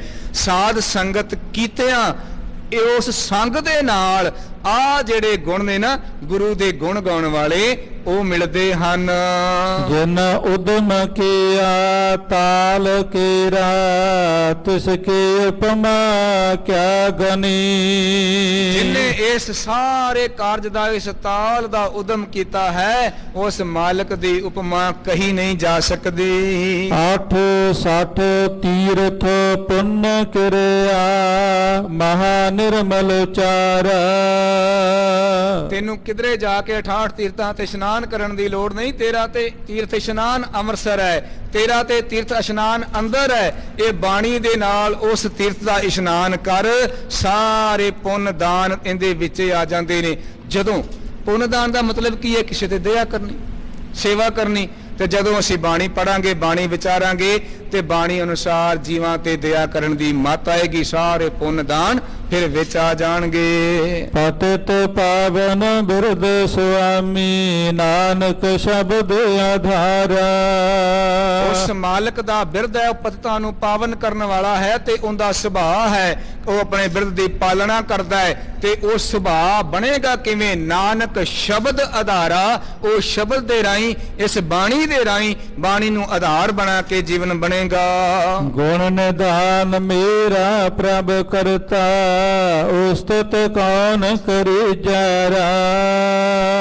ਗੁਣ ਦੇਣ ਵਾਲਾ ਉਹ ਮੇਰਾ ਮਾਲਕ ਪ੍ਰਭ ਜੀ ਆਪ ਹੈ। ਉਸ ਦੀ ਉਸਤਤ ਅਨੇਕਾਂ ਤਰੀਕਿਆਂ ਨਾਲ ਮਨੁੱਖ ਕਰਦਾ, ਪਰ ਇਸ ਉਸਤਤ ਤੋਂ ਬਾਹਰ ਹੈ, ਉਸ ਦੀ ਵਡਿਆਈ ਕੀਤੀ ਨਹੀਂ ਜਾ ਸਕਦੀ। ਸੰਤਾਂ ਕੇ ਬੇਨੰਤੇ ਸੁਆਮੀ ਨਾਮ ਮਹਾਰਸ ਦੀਜੈ ਰਾਮ। ਸੰਤਾਂ ਕੀ ਬੇਨੰਤੀ? ਰੱਬ ਦੇ ਪਿਆਰਿਆਂ ਦੀ ਬੇਨੰਤੀ ਹੈ। ਕੀ ਬੇਨੰਤੀ ਹੈ? ਮਾਲਕ ਜੀ ਕਿਰਪਾ ਕਰੋ ਉਸ ਰੱਬ ਜੀ ਦਾ ਪਿਆਰਾ ਨਾਮ, ਉਹ ਜਸ ਵਾਲਾ ਨਾਮ ਸਾਡੀ ਝੋਲੀ ਵਿੱਚ ਪਾ ਦਿਓ। ਨਾਮ ਦੀਜੈ ਦਾਨ ਕੀਜੈ ਬਿਸਰ ਨਾਹੀ ਇਕ ਖਿਨੋ। ਤੇ ਨਾਮ ਕੀ ਦੇਣਾ, ਵਿਸਰ ਨਹੀਂ ਦਾਤਾਰ ਆਪਣਾ ਨਾਮ ਦੇਹੋ, ਗੁਣ ਗਾਵਾਂ ਦਿਨ ਰਾਤ ਨਾਨਕ ਚਾਓ ਇਹੋ। ਨਾਮ ਦੀਜੈ ਦਾਨ ਕੀਜੈ ਬਿਸਰ ਨਾਹੀ ਇੱਕ ਖਿਨੋ। ਆਹ ਵਾਲਾ ਨਾਮ ਦਾ ਦਾਨ ਸਾਨੂੰ ਦਿਓ ਕਿ ਸਾਡੇ ਪੱਲਿਓਂ ਤੁਹਾਡਾ ਨਾਮ ਇੱਕ ਖਿਨ ਵਾਸਤੇ ਵੀ ਵਿਸਰ ਨਾ ਜਾਵੇ। ਗੁਣ ਗੋਪਾਲ ਉਤਰ ਰਸਨਾ ਸਦਾ ਗਾਈਐ ਅਨਦਿਨੋ। ਆਨੇ ਕਰੋ ਕਿ ਉਸ ਮਾਲਕ ਦੇ ਗੁਣ, ਗੋਪਾਲ ਦੇ ਗੁਣ ਸਦਾ ਗਾਉਂਦੇ ਰਹੀਏ, ਰਸਨਾ ਉਚਰਦੀ ਰਹੇ ਰਾਤ ਦਿਨ ਹਰ ਵੇਲੇ ਉਸ ਮਾਲਕ ਦੀ ਸਿਫਤ ਸਲਾਹ ਵਡਿਆਈ ਕਰਦੇ ਰਹੀਏ। ਜਿਸ ਪ੍ਰੀਤ ਲਾਗੇ ਨਾਮ ਸਤੇ ਮਨ ਤਨ ਅੰਮ੍ਰਿਤ ਪੀਜੈ। ਜਿੰਦੀ ਪ੍ਰੀਤ ਨਾਮ ਦੇ ਨਾਲ ਲੱਗ ਗਈ, ਫਿਰ ਉਹਦਾ ਮਨ ਵੀ ਉਹਦਾ ਤਨ ਵੀ, ਗੱਲ ਆ ਗਈ ਨਾ ਅੱਖਾਂ ਦੀ ਤੇ ਕੰਨਾਂ ਦੀ, ਰਸਨਾ ਦੀ, ਉਹਦਾ ਨਾਮ ਦਾ ਪ੍ਰੀਤ ਲੱਗ ਗਈ, ਉਹ ਫਿਰ ਹਰ ਵੇਲੇ ਇਸ ਅੰਮ੍ਰਿਤ ਨੂੰ ਪੀਂਦਾ ਹੈ। ਧਨਵੰਤ ਨਾਨਕ ਇਛ ਪੁੰਨੀ ਪੇਖ ਦਰਸ਼ਨ ਜੀਜੈ। ਹੋਇਆ ਕਿ ਜਦੋਂ ਨਾਮ ਦੀ ਦਾਤ ਅੰਦਰ ਆ ਗਈ, ਫਿਰ ਮਨ ਤਨ ਪਸੀਜ ਗਿਆ ਤੇ ਸਤਿਗੁਰੂ ਕਹਿੰਦੇ ਬਿਨਵੰਤ ਨਾਨਕ ਇਛ ਪੁੰਨੀ, ਮੇਰੀ ਇੱਛਾ ਸੀ ਨਾਮ ਦੀ ਪ੍ਰਾਪਤੀ, ਉਹ ਇੱਛਾ ਪੂਰੀ ਹੋ ਗਈ। ਪੇਖ ਦਰਸ਼ਨ ਜੀਜੈ, ਹੁਣ ਇਹ ਸੁਭਾਅ ਬਣ ਗਿਆ ਕਿ ਮੈਂ ਆਪ ਜੀ ਦਾ, ਰੱਬ ਜੀ ਦਾ ਦਰਸ਼ਨ ਦੇਖ ਦੇਖ ਕੇ ਜਿਉਣਾ ਹਾਂ। ਸਤਿਗੁਰੂ ਰਹਿਮਤ ਕਰਨ, ਕਿਰਪਾ ਕਰਨ ਸੰਗਤ ਜੀ। ਸਤਿਗੁਰੂ ਜੀ ਨੇ ਅੱਜ ਜੋ ਇਹ ਪਾਵਨ ਮੁਬਾਰਕ ਬਚਨ ਸਾਡੀ ਝੋਲੀ ਵਿੱਚ ਪਾਏ ਨੇ, ਅੱਜ ਗੁਰੂ ਸਾਹਿਬ ਜੀ ਦਾ ਪਹਿਲਾ ਪ੍ਰਕਾਸ਼ ਪੁਰਬ ਹੈ ਤੇ ਅਸੀਂ ਗੁਰੂ ਨਾਲ ਵਾਅਦਾ ਕਰਕੇ ਜਾਈਏ, ਦਾਤਾ ਅੱਜ ਤੋਂ ਬਾਅਦ ਅਸੀਂ ਤੁਹਾਡੇ ਤੋਂ ਬਿਨਾਂ ਕਿਸੇ ਹੋਰ ਅੱਗੇ ਸਿਰ ਨਹੀਂ ਝੁਕਾਵਾਂਗੇ। ਕੋਟਾਨ ਕੋਟ ਸ਼ੁਕਰਾਨਾ ਧੰਨ ਗੁਰੂ ਗ੍ਰੰਥ ਸਾਹਿਬ ਮਹਾਰਾਜ ਜੀ ਦਾ, ਆਪ ਸਮੂਹ ਸੰਗਤਾਂ ਦਾ ਤਹਿ ਦਿਲੋਂ ਧੰਨਵਾਦ। ਹੈਡ ਗ੍ਰੰਥੀ ਸਾਹਿਬਾਨ ਗਿਆਨੀ ਪ੍ਰਨਾਮ ਸਿੰਘ ਜੀ, ਗਿਆਨੀ ਪ੍ਰਿਤਪਾਲ ਸਿੰਘ ਜੀ, ਸਰਦਾਰ ਕਰਨੈਲ ਸਿੰਘ ਜੀ ਮੈਨੇਜਰ ਸਾਹਿਬ, ਸਾਰੇ ਹੀ ਸਟਾਫ ਦਾ ਤਹਿ ਦਿਲੋਂ ਧੰਨਵਾਦ। ਭੁੱਲਾਂ ਚੁੱਕਾ ਮੇਰੀ ਝੋਲੀ ਵਿੱਚ ਪਾਉਂਦਿਆਂ ਹੋਇਆਂ ਬਖਸ਼ਿਓ ਆਸੀਸ, ਫਤਿਹ ਪ੍ਰਵਾਨ ਕਰੋ ਜੀ। ਵਾਹਿਗੁਰੂ ਜੀ ਕਾ ਖਾਲਸਾ, ਵਾਹਿਗੁਰੂ ਜੀ ਕੀ ਫਤਿਹ।